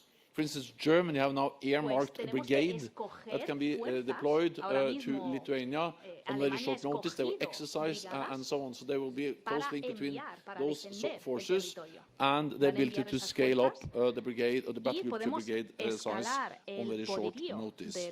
Second, we are going to pre-position more supplies and more equipment. And again, you see in the war in Ukraine how important supplies, ammunition, equipment is. And thirdly, we will increase the readiness of forces, so where needed we can deploy forces quickly. And then there are a wide range of other things we will do on air, naval capabilities, cyber, that also matters for the defense of the eastern part of the alliance. Then Lord Hamilton, also on the no-fly zone. I am aware that this has been an issue. It was raised at the beginning of the war. I think that for allies, it is important that we are not party to the conflict.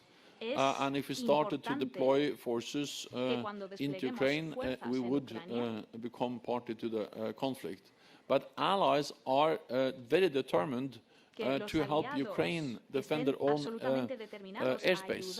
And that's exactly what they have done by providing all the air defense systems the ammunition to air defense systems. The UK have done that, extremely important. But also the fact that they are providing training. Again, UK is leading training efforts. I just visited the United Kingdom, and I met there with British trainers, but also with trainers from Denmark, from Lithuania, from Canada, from many other countries that are helping to train Ukrainian soldiers also with air defense capabilities in United Kingdom as a joint effort by many NATO allies, and United Kingdom has actually provided training to Ukraine since 2014. And this makes a huge difference. So we will help them to protect their airspace, and that's the way we will ensure that they are able to shoot down Russian missiles, drones, and strengthen their control over their own airspace. I think, the Secretary General, I would only note that we had no-fly zones in Iraq, in the north and in the south, and we in fact did engage with and shoot down Iraqi aircraft. And so the risk of engagement when you have to enforce a no-fly zone is very real. And our goal is to constrain and end this war, obviously, not to expand it. Our last, if you're willing, our last three questioners are Manousis Volodakis from Greece, Hans Wellmark from Sweden, and Mikko Savola from Finland. Manousis. Manousis en primer lugar.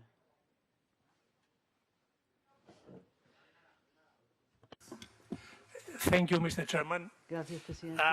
Mr. General Secretary, you said that the accession process of Sweden and Finland has been the quickest yet. Nevertheless, it might be not quick enough because it is the only one that has been going on while war rages on in our backyard. Finland and Sweden, and moreover, there are no procedural issues with this. There are political issues, in particular Turkey's objections. Finland and Sweden had to declare something that's a self-evident truth to most of us, that they do not nurture terrorism. 5 months have passed and we still see no progress. To the citizens of member states, the question is raised, what is going on? Are there any concerns regarding the ability of Finland and Sweden to counter terrorism? Thank you. Thank you. Hans. Thank you, Mr. President, and thank you that the Secretary General reminded of the special relations between Iceland and Norway. Let me remind the Secretary General of the special relations between Sweden and Norway. If the gentleman would suspend, we cannot hear the questioning because of discussion. If you're going to have discussions, I would respectfully ask you to take them out of the plenary session. The gentleman may resume. Thank you. Well, let me remind the Secretary General of the special relations between Sweden and Norway. We share the kingdom for 100 years. And we are very fortunate to have very good neighbors, but we also try to be a good neighbor and a good ally, and that is also our intention, together with Finland inside NATO. We see ourselves and Finland as security provider into NATO, and we also have this broad concept on security. It's on the hard defense, but also on the fight against terrorism, and therefore I hope that in the coming days we can also convince Turkey of this trilateral.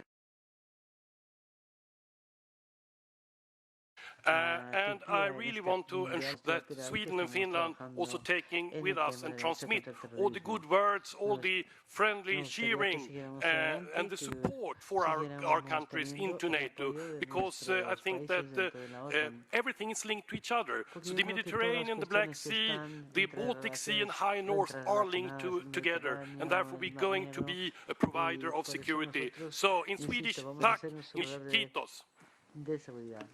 Thank you, Hans. Mikko.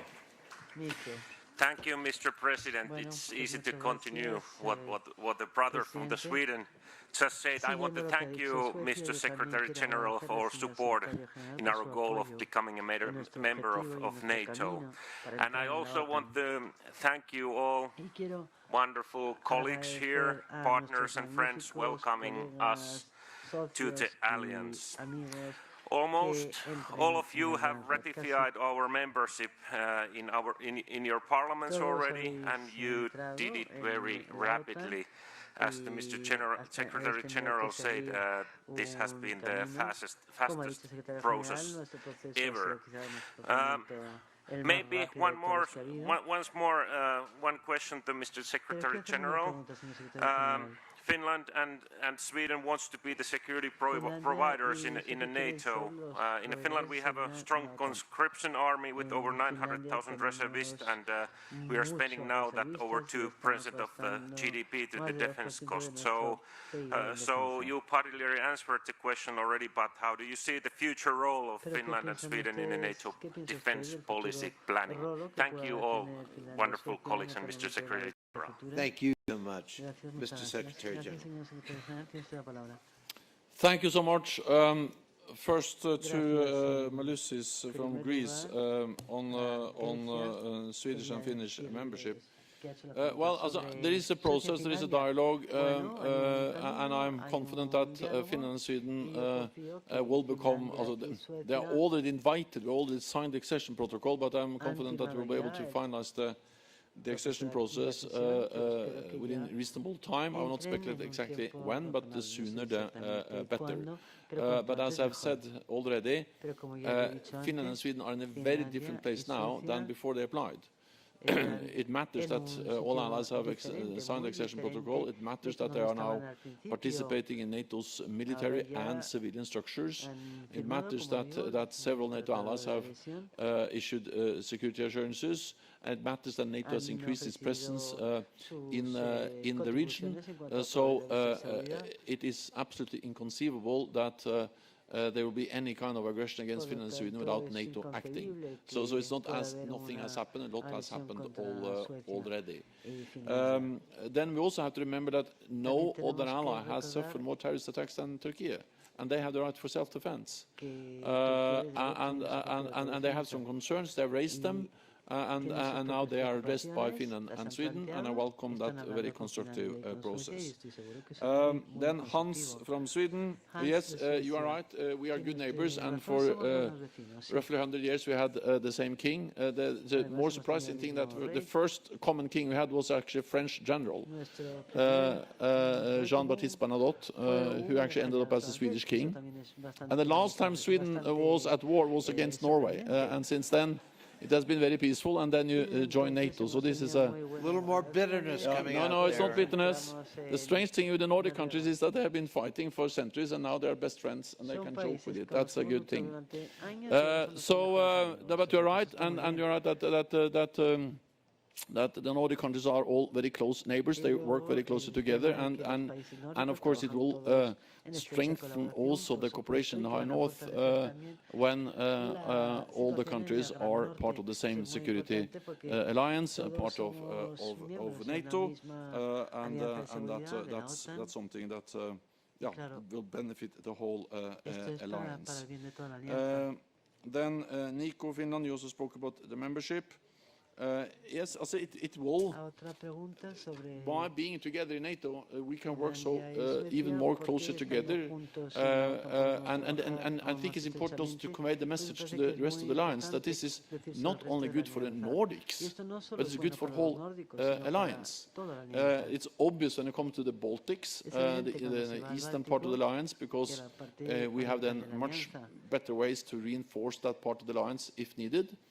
But it's also critical for the whole transatlantic link, because by increasing our strength in the High North, we also strengthening our capability to protect the vital links of communications, the sea lines across the North Atlantic. And that is exactly what is binding North America and Europe together, and which is the fundamental link within the NATO alliance. And I also know that Finland and Sweden They are ready to participate in different NATO missions and operations. They have been in Afghanistan, they have been in Iraq, they have participated also in many of the missions we are conducting in the south, and Sweden just announced that they will contribute more also to the NATO counter-terrorism fund, so actually I'm absolutely certain that this will benefit not only the north, but the whole of the alliance. Then I think I've covered all questions, and it's all. And then let me just end by saying, for me, it is always a pleasure to meet you, and I really mean it, because you are so important for the strength of this alliance. Without parliaments in our back, without parliaments supporting us, the efforts of NATO allies, there is no way that NATO can continue as the most successful alliance in history. So I thank you for your support, for your commitment, and what you do every day to ensure that NATO remains the most successful alliance in history. Thank you.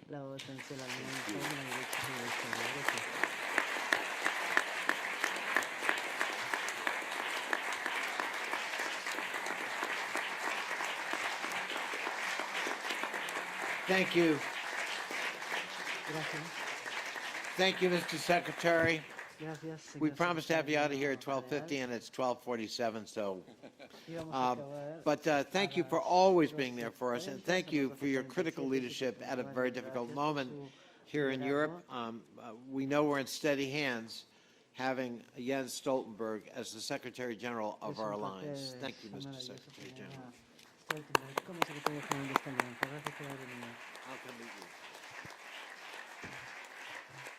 So we are, let me just fill you in, we have some business left. We're going to do the Karl Lammerts Prize, and I see Karl, our former colleague, is here. And Julie, if you'd come up to sit in the chair and give the award, I'd really appreciate it. Then we will take a break. Please listen 1 second. So President Zelensky is on a schedule, as you might imagine, that's tight. So we're going to come back here at 1:50, and we're going to get in our seats, and we're going to have we're going to have him live at 1:55. So please be back at 1:50 after we give this award. Julie will then allow us to recess, to have lunch or coffee, and then we'll come back at 1:50. Thank you.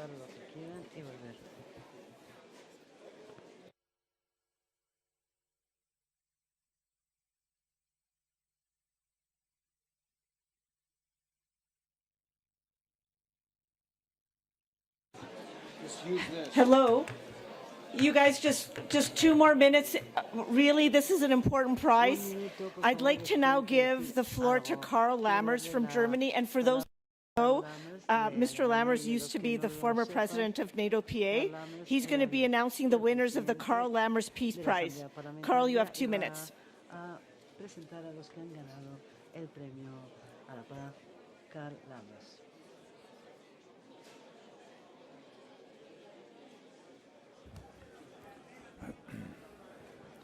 Dear Madam Chair, dear President-elect. Can we please have 2 more minutes, you guys? Just 2 more minutes. Thank you. Dear Madam Chair, dear President-elect, dear Joël, dear Secretary General, dear Ruxandra, dear colleagues and friends, ladies and gentlemen.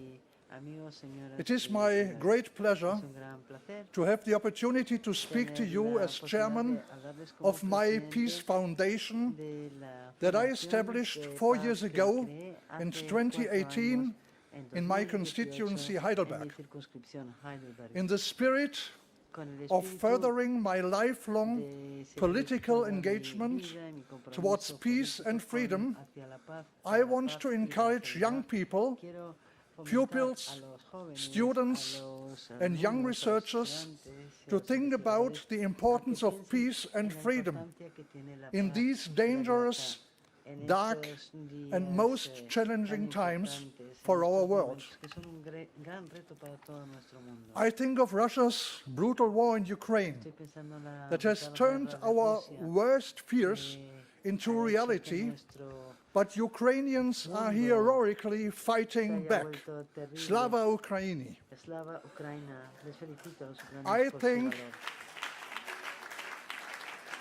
I think of Iran, where thousands of brave women and men are risking their lives to demand freedom and basic human rights. In these times, it is especially important that young people have an understanding that freedom, freedom of speech, freedom of press and media, freedom of assembly, and many more, is something so precious and cannot be taken for granted. It is essential for us to win the hearts and minds, especially of the young people in our country. Dear ladies and gentlemen, dear colleagues, in 2019, the Peace Foundation started its essay competition in 3 different areas. In my former constituency, Heidelberg, in Lithuania, as I have a strong connection to Mykolos Romeris University in this great state, and here in the framework of the NATO Parliamentary Assembly with its 30 member states. On December 8th, I will present the prize to a prize winner for the first time at the University of Heidelberg too.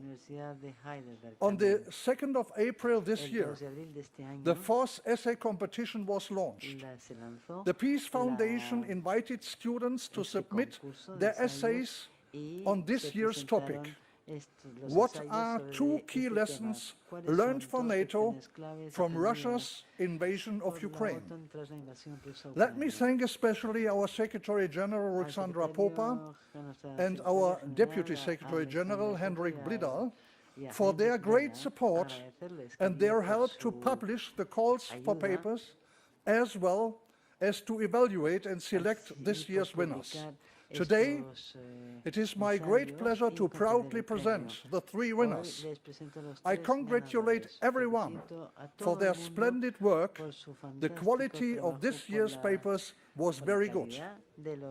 The 3 winner essays that will be awarded with the Dr. Carla Lammers Peace Prize today are: 3rd prize goes to Katrin Rief, student of political science and public law of the University of Heidelberg. Her essay highlights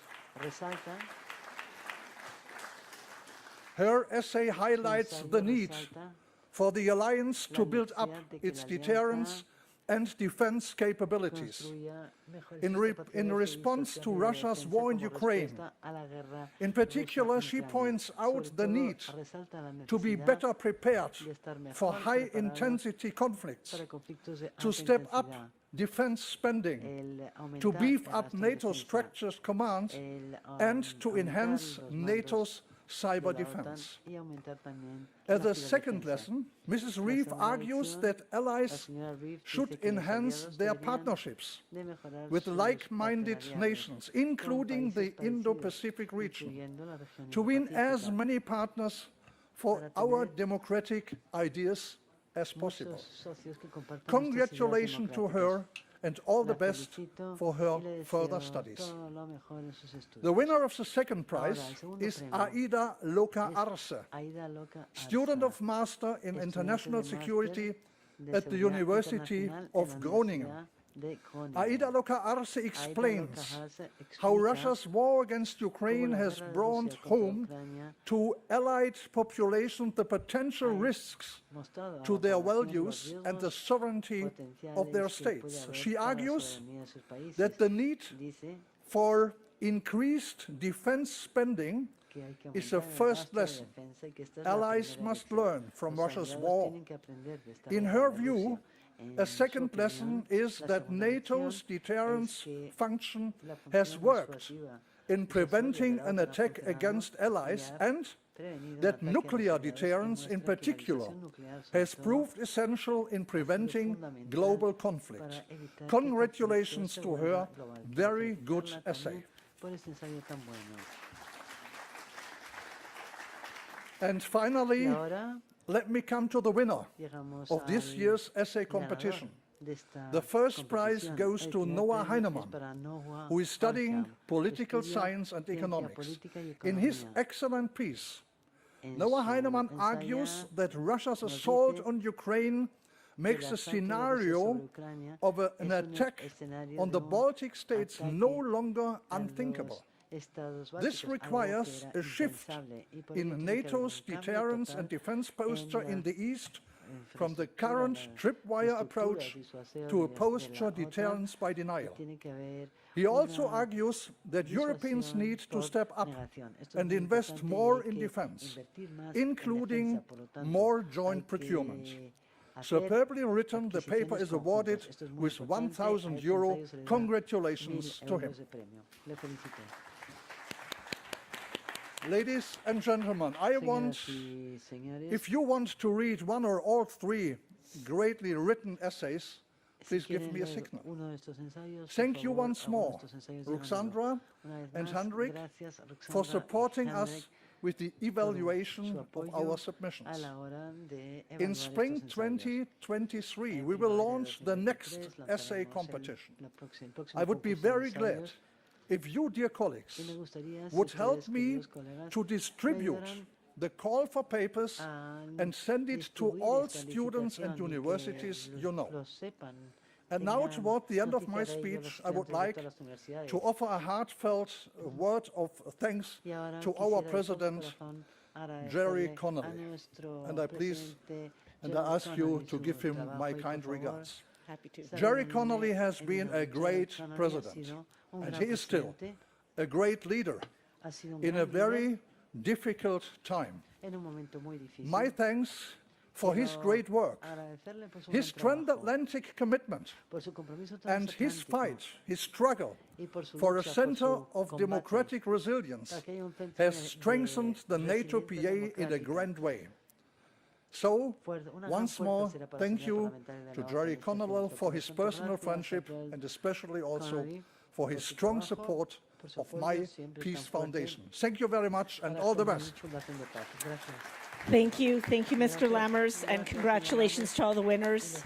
And just to remind everyone, we're taking a break for lunch, and we have to return here in our seats by 13:50. So 10 minutes to 2, so that we could hear from President Zelensky. Thanks so much. Enjoy your lunch.